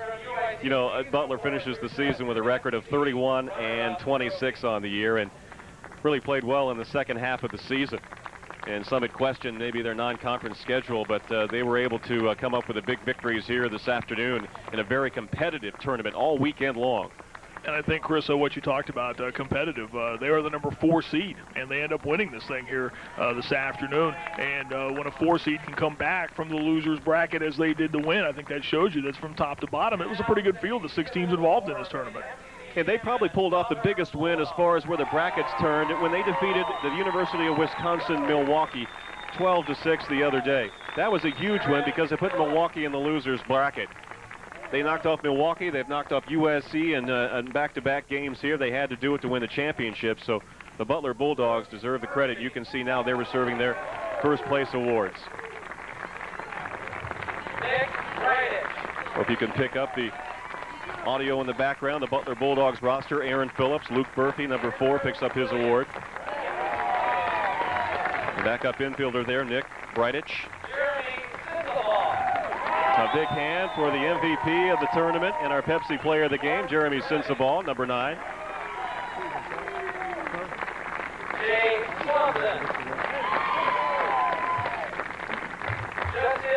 You know, Marty, I never had the opportunity to be on a team that won a championship of this level, but this obviously has to be, you know, something that these young men, even the players who didn't play, that, you know, they've worked out all the fall schedule, the conditioning during the off season, the hard work in the classroom. You know, it just all pays off. This is where you want to be. It's got to be a special feeling, something that you remember the rest of your life. No question. And Steve Farley is a guy who's been building the Butler baseball program to where he wants it to be. And you look at their overall record right now, 31-26, and even though it's just 5 games over 500, it's worthy of a conference tournament title right now, and it keeps them playing. And again, as we saw here in this tournament, when you get into a double elimination bracket, as they will face when they go into the NCAA regionals later on in the week, you get into that situation where really all bets are off. The first game in a double elimination bracket is so important as to how that sets up your pitching for the rest of the bracket, and especially if you're able to get the first win in that double elimination bracket, that you certainly set yourself up in pretty good position to juggle your pitching and to utilize guys. And really, when you can get the type of performance that they got today in Game 1 out of a freshman, Pat Neshek, who went the distance through 160 pitches, as you see the local product Lance Links from Wayne go out and receive his MCC championship plaque, you can do a lot of things and set yourself up and put yourself in pretty good position, and Butler certainly is able to do that this afternoon.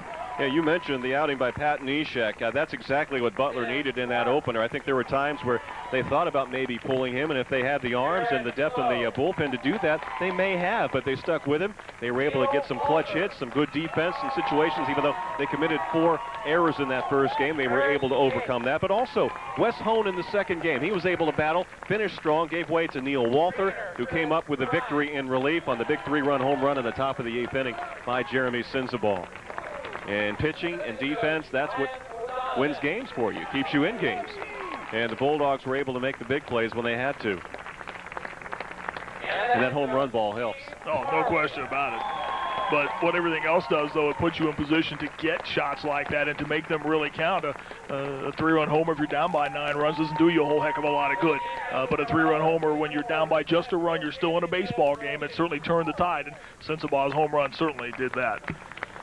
Well, there's the awards presentation to the MCC champions, the American Family Insurance MCC champs, the Butler Bulldogs, the number 4 seed, as they move on to the NCAA tournament. Congratulations to the Flames of UIC. We thank them, Mike D., their coach, the entire coaching staff, Lynn Shaner, who is their sports information director. Thank you so much for your help, as well as all the folks from Butler. And you know, Marty, we'd like to thank Josh Lehman and, I should say, John LaCrone from the MCC for all their help in this broadcast, as well as our entire crew with Time Warner, headed by producer-director Bob Jones. And I'd like to thank all the camera people for their fine work here. Ron Nischwitz, the head coach at Wright State, Bob Noss, Paul Newman, who did a terrific job in running this tournament, the Associate Athletic Director Michael Cusack, and all of the volunteers in the athletic office who sweat a lot of their own time here this weekend and put in a lot of time during this 4-day tournament, and it just did a terrific job here at this beautiful facility. Well, you don't throw something like this together in one day. It's a 4-day event. You've got a lot of things to keep track of, and as you mentioned, all those aforementioned folks did a wonderful job, and